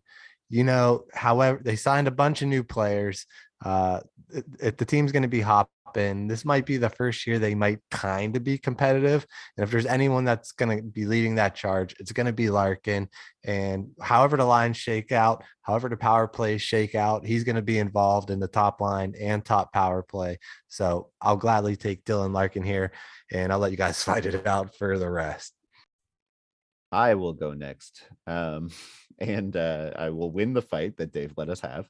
And for me, it's a couple of guys that I could go for here, but I just kind of want to go for this upside. And the player who seems to be stapled to Dylan Larkin at even strength and on the power play, I don't see any of the new additions eating into Lucas Raymond's role. I could see Tyler Bertuzzi moving up or down. So yeah, I'll go Lucas Raymond at number 2 and throw it to Andrea. Okay, well, this fellow gets no respect in Kickupful from what I can see or read, and I will pick him. David Perron. Yeah, perennially someone that people forget about, and this year he's on a new team. He's coming off an amazing season in St. Louis. We'll see what his role is. Dave, by the way, I appreciate it that I gave you Crosby, so you gave me a team where the 4th pick isn't so bad.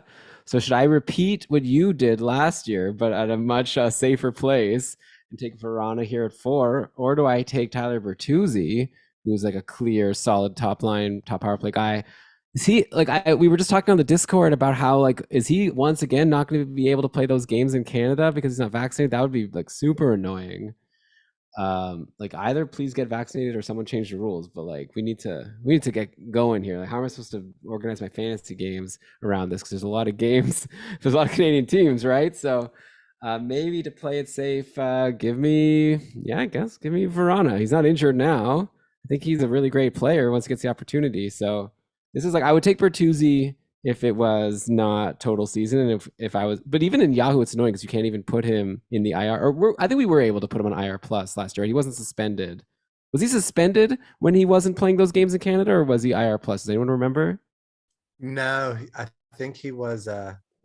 I think he would. You just had to ride it out. I don't think you could put him on IR plus. Oh man, yeah. So okay, so maybe I wouldn't take him on Yahoo either that high for that reason. But anyway, I'd have to look at the schedule, see like when those games happen. But okay, I took Verana. Ben, over to you to start the next round. Thank you, Elon. I am looking at a few teams here that I'm trying to determine which one is scarier to get stuck with at 4. And that's not interesting to the people who don't know what teams I'm thinking of, and I'm not going to spoil my strategy. So this is what podcasting is all about: talking about things that nobody understands except for you. This is such obvious stalling. It's actually just me trying to resolve the unresolvable thread that I started for some reason. I'm just rambling. No real stalling to be done. I've already made up my decision. And Elon, thank you for helping me stall a little bit further. I'm going to jump over to Carolina. And of course, I'm going to start with their franchise player, Sebastian Aho, the forward, not the defenseman from New York. And I will take Andrei Svechnikov second, please. Okay, Didn't have such a good year last year, but hopefully he can bounce back this year.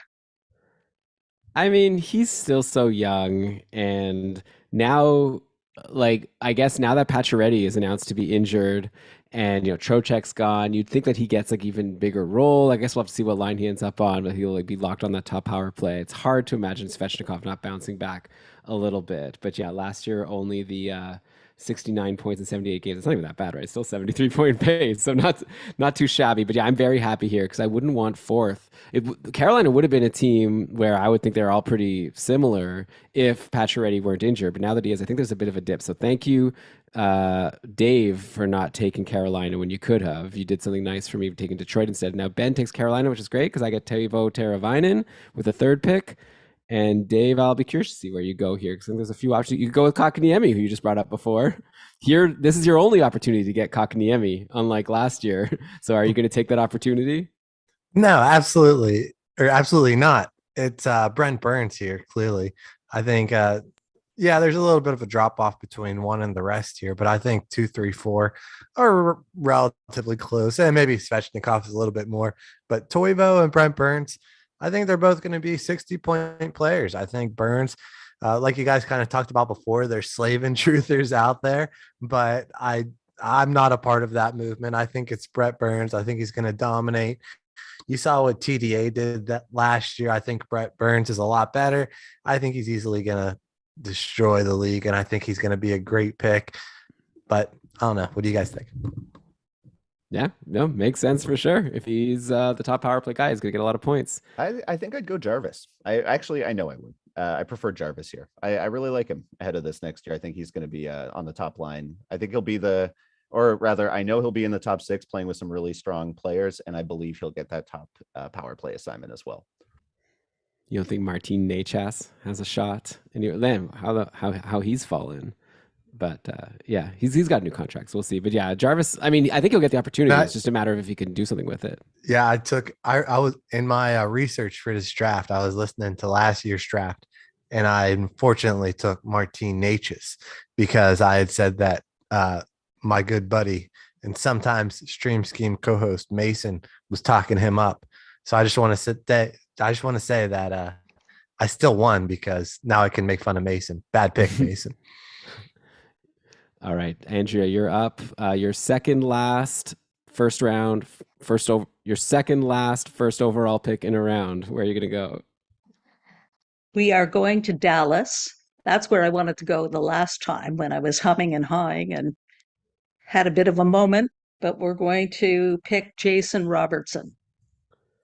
Yeah, Dallas is the team that I was thinking of going to on my last pick too, but I felt again I was saying you were going to go fourth, and I didn't want to leave you with someone off that top line. So now you do me a nice favor of taking Dallas, where I think it's a tough choice. Like it's between Dave. I'm sorry, I'm going to have to do it, but it's clearly between Pavelski and Hintz for who's the second pick on Dallas.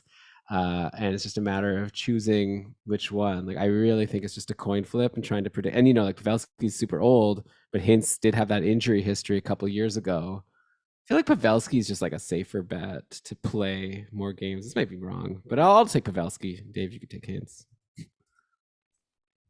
No, I mean, I like that pick. Like you said, it's pretty close.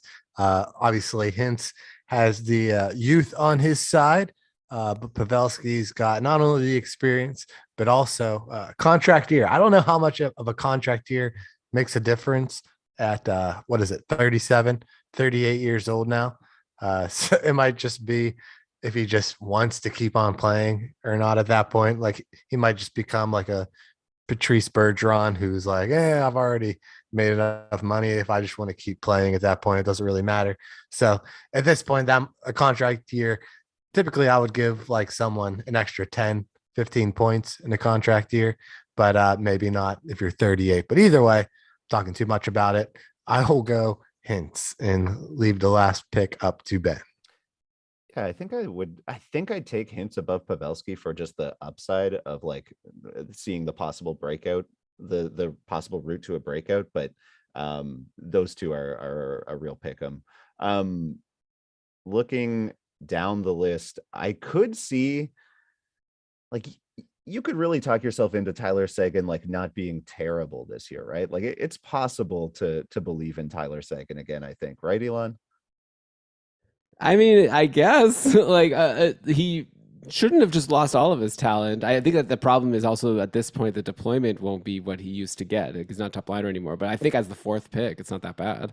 Yeah, but I'm not going that way. Okay, I'm whoa, not going twist. into the bounce back. I am going for the fun pick here. I want to see what Miro Heiskanen. I know that I was kind of the wet blanket, the Brian Calm in our episode earlier this week on Heiskanen, but I'm too enthusiastic to see what can happen and to see if he can fit into the role on a top unit and see if he can sort of turn into a one of those guys that we talk about as like the defenseman who kind of put up forward type points. So yeah, give me Heiskanen here.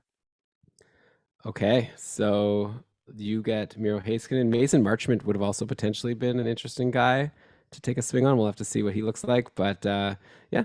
Dallas also, Ben, it seems like we've gotten some mixed results on our odd or not hashtag. Some people are agreeing with me that he's going to be the bee's knees, which I guess is a very dated term. I don't know why I just said that, but yeah, and some people are saying that maybe he's a little overrated. Everyone's saying bee's knees on the odd or not hashtag. It's wild. Let's get it going again.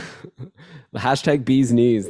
Okay, add that if you want to enter the draw that's ending next Saturday. You could also use hashtag bee's knees if you'd like. Okay. How are you offering this hashtag that's clearly been used a million times after you were a super purist about like using one that no one has ever used before? Okay, but the knees has to be spelled like Leafs prospect Matthew Knees. Oh my God.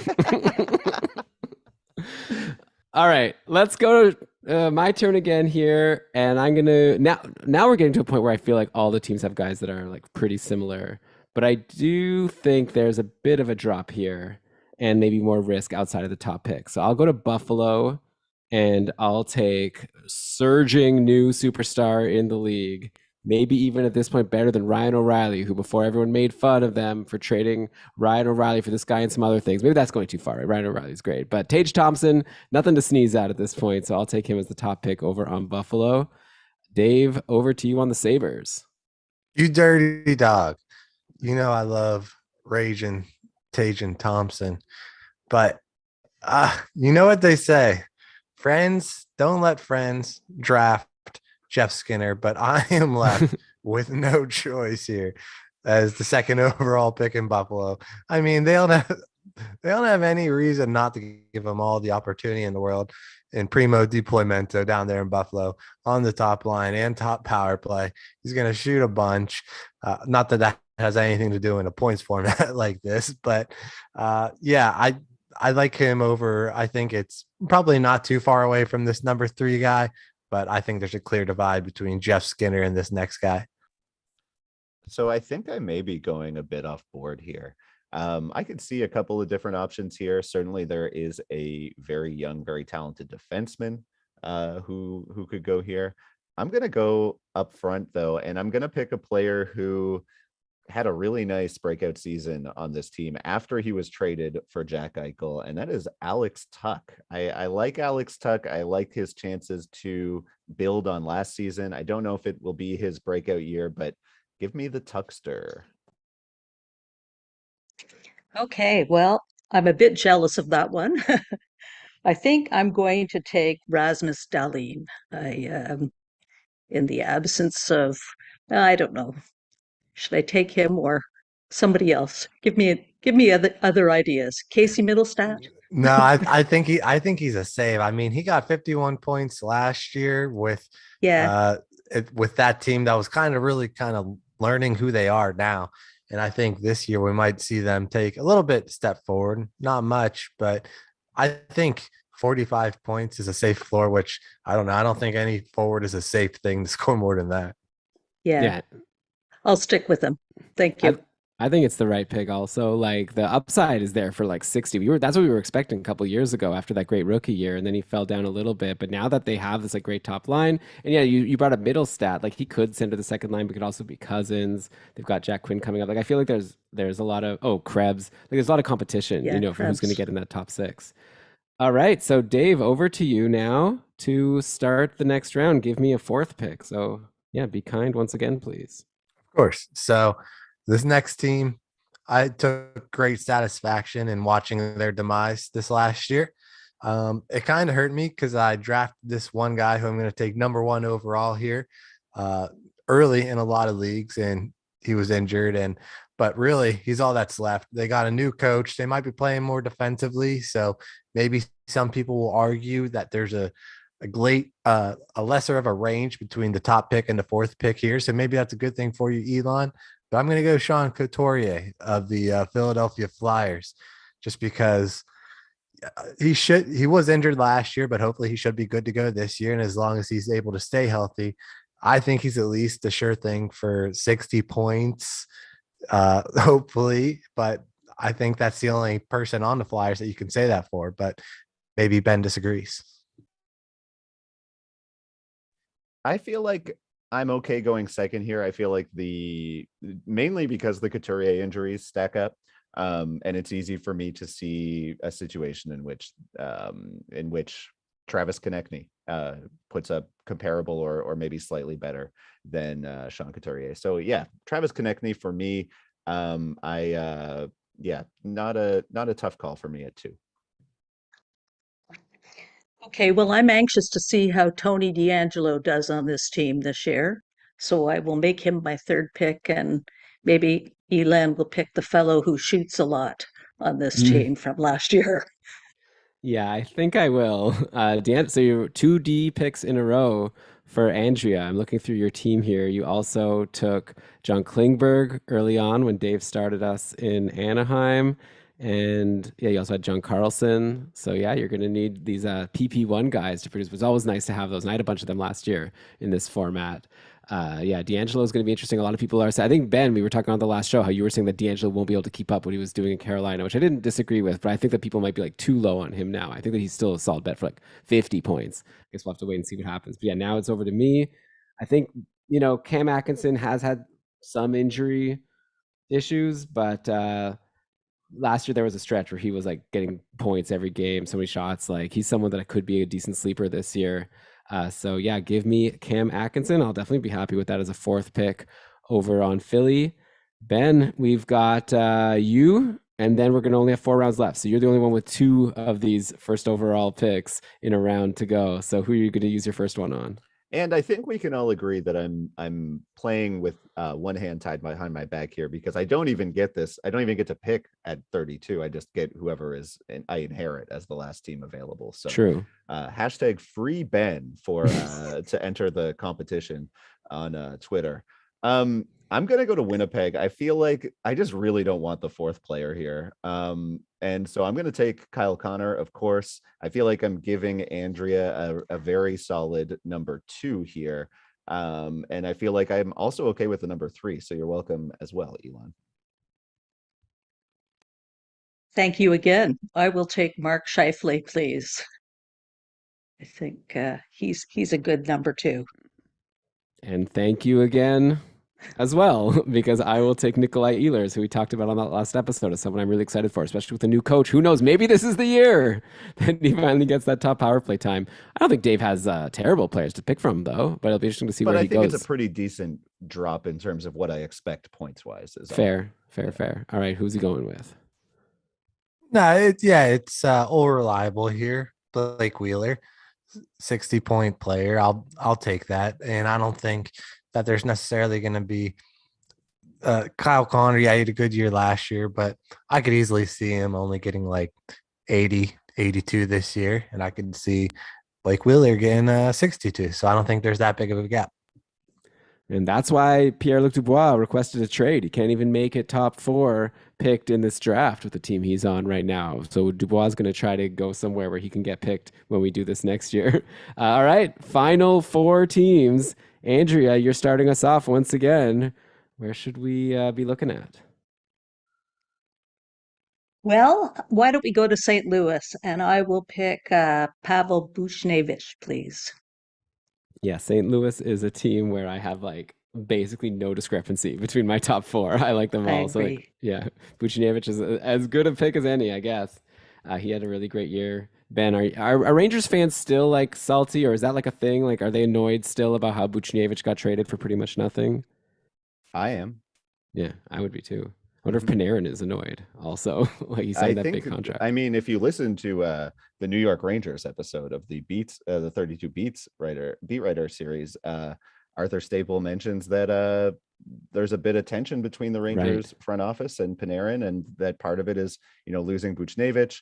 Ryan Strome leaves this offseason. Like, there's definitely a little bit of a little salt between, it seems, between Chris Drury and some of the Rangers players.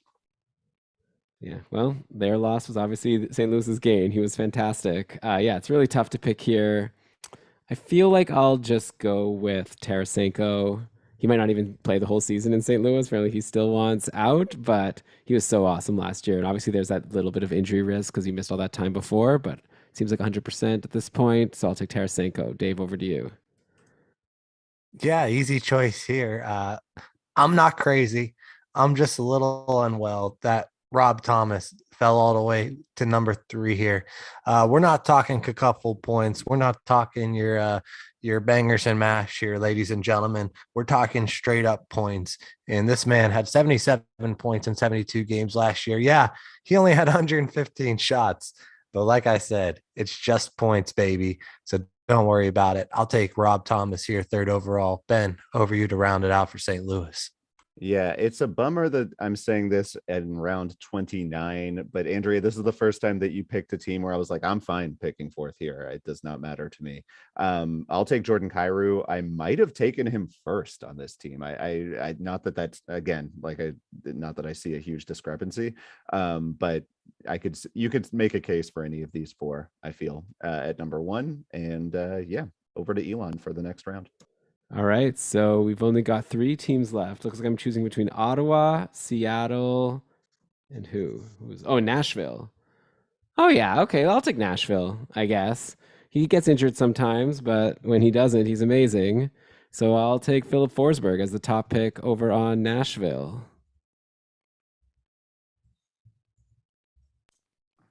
And I'll easily claim number 2 here, Matt Duchene. Obviously, there was someone else on Nashville who scored a lot of points last year, but I think that was a little bit of an outlier, and I don't think he's able to do it again this year, and that's why I'm taking Matt Duchene right here. You can't say I said his name because I didn't, but Ben, who are you taking number 3 in Nashville? I mean, I would have, yeah, give me Roman Yossi here. I also on the show that we did last week mentioned that I'm not super high on Yossi to repeat last year, but I'm not super high on Matt Duchene repeating the highs that he had last year as well. So I think I see those two within 5 points or whatever of each other. Not a massive thing. I just really expected Yossi to go number 2 because of the season he just had. Yeah. Okay, and it's down to me, and I guess it depends maybe who is centering the top line. What the heck? I'll pick Ryan Johansson at this point. Dave hates that pick because I know you. Dave, what's the reason for your hatred for Ryan Johansson? He's a jerk. He's someone who will ask to borrow your pen and then just not give it back. So But true. then if you like ask for it back, we'll be like, oh yeah, no problem, and then I'll give it back. But it's like I shouldn't have to ask. Just give my pen back. Is that second part added to the lore? I don't remember hearing that second part before. I mean, it's written in stone. Okay. Mark Stone. Okay, well, Dave, you've avoided Ryan Johansson as you always do, but he did get taken. I guess Granlund would have been the other option. So yeah, it could definitely, it might even change throughout the season for sure. Dave, so here you go. Pick the team, and then Dave is good. So it's Ottawa or Seattle, and then Dave's going to get the other one. I'm happy with fourth pick on either of these teams. So I think Andrew and I are good either way. But where are we going first? It's clearly Seattle. I'm going Oliver Bjorkstrand here. Some people even call me the number one Bjork stan. And I think out of all the players in Seattle, who knows what's going to happen to their lines? Who knows what's going to happen to their power play? This might be another situation where just none of their forwards score 50 points. But I think if anyone can do it, it's Oliver. So I'll take him first overall here in Seattle for the Kraken. I feel like this is a team where the top 3 there's a slight teardrop between 3 and 4. I'll take Jared McCann here and hope that things happen for him this year. This is a tough one for me. I'm not sure where Andrei Burakovsky is going to end up with his deployment, but I think what the heck? I'll go for the rookie. I'll take Matty Beniers. Oh, I was all ready for you to take Burakovsky, and I was going to take Beniers, but you swooped in there. I wanted to have my Eklund Beniers tandem and have a good chance of getting a Calder winner. But okay, you get Beniers, who's been going high in our mock drafts, and for good reason. He had that great stretch when he came in right at the end of last year, and a lot of people are super high on him for next year, maybe even as the top line center. Because who else will it be, right? Maybe Shane Wright. Could be a rookie either way. But yeah, I'm not going to take Shane Wright here. I would have maybe taken Beniers, but instead, I guess I'll just take Andrei Burakovsky. They're paying him. They signed him to this contract not to not play him in a prominent role, I'd hope. So as fourth on Seattle, I think there's a decent enough chance that he could end up first. I think all 4 of these picks have I would say a 4-sided die. You could just roll that, and then to me, either of them could be the top pick on the team. I guess there's also even some other players, like if Jaden Schwartz stays healthy all year, Jordan Eberle. Yeah, I feel like it's a pretty even landscape in Seattle, and overall, it's an interesting team. I'm curious to see how they'll do now with some of these players they've brought in, like a Burakovsky and Bjorkstrand, and then rookies like Beniers and Shane Wright. Okay, Ben, so we're going to Ottawa. I know you said that you don't you're not free because you don't get to choose the team, but you do get to take I've your decided pick. to take Ottawa here. I'm gonna go right on over to the Ottawa Senators, Elon's hometown. You know what, Elon, before the show started, you said how you don't see much of a difference between these 4. And actually, I had Ottawa as a greater discrepancy than Philadelphia, Seattle, a lot of the teams here just at the end. I feel like there's a very clear top line and line 2 discrepancy here. So for me, it's really between any of the 3 guys I think are going to be on the top line. I'm going to take Alex DeBrincat and hope that he has that he continues to produce at a high level and is the guy when it comes to scoring goals for Les Sens. And I will take another of the top liners, Brady Tkachuk.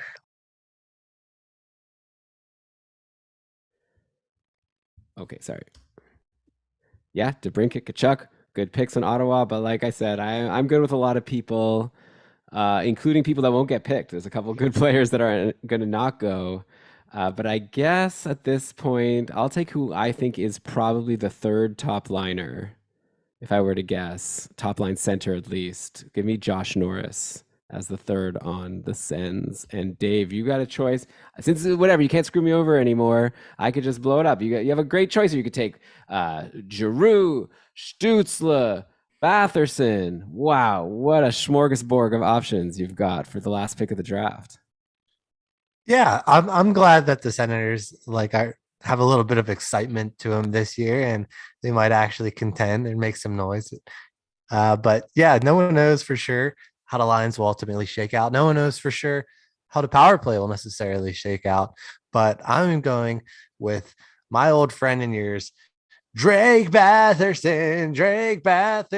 Yeah, like when Ben said that the first line was like a lock, and then he took Alex DeBrincat, someone who's never even played a minute for the Ottawa Senators before. I was very surprised, because why would you break up that first line? Batherson was a point per game player last year. They was broke up that line last year. What are you talking about? Dave, also, you just took Bjorkstrand the last round as someone who's never played for his team. Yeah, but who else does Seattle guy last year? What are you talking about? Drake Batherson. Yeah, he was a point per game. 44 and 46, sir. That's point per game. Dave rounds 44 and 46. How's that not a point per game? What? You need 46, I think, to be point per game. Yeah. Essentially, what's the pace? Like 80, 78. My point is clear.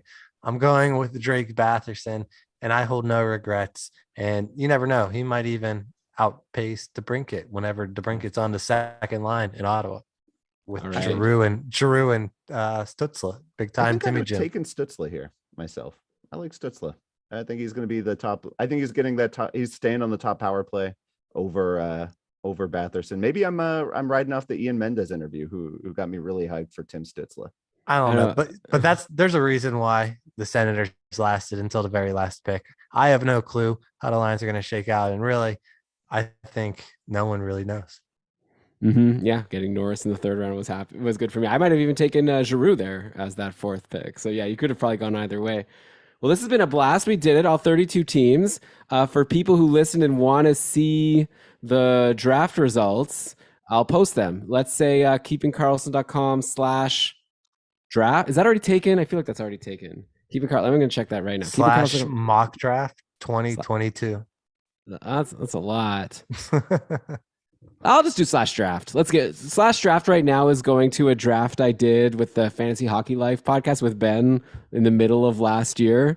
So I think that's gotten enough play. Now we can make keepingkarlsson.com/draft go to this spreadsheet here with our picks. But yeah, this has been a blast. Thank you so much to Ben, Dave, and Andrea for coming on the show. Let's just go in order quickly before we round things out. Do you have anything to plug? Do you have anything you want people to check out aside from all your great contributions in the Keeping Karlsson community? Or you could just shout those out even. But let's start. Andrea, first time on Keeping Karlsson.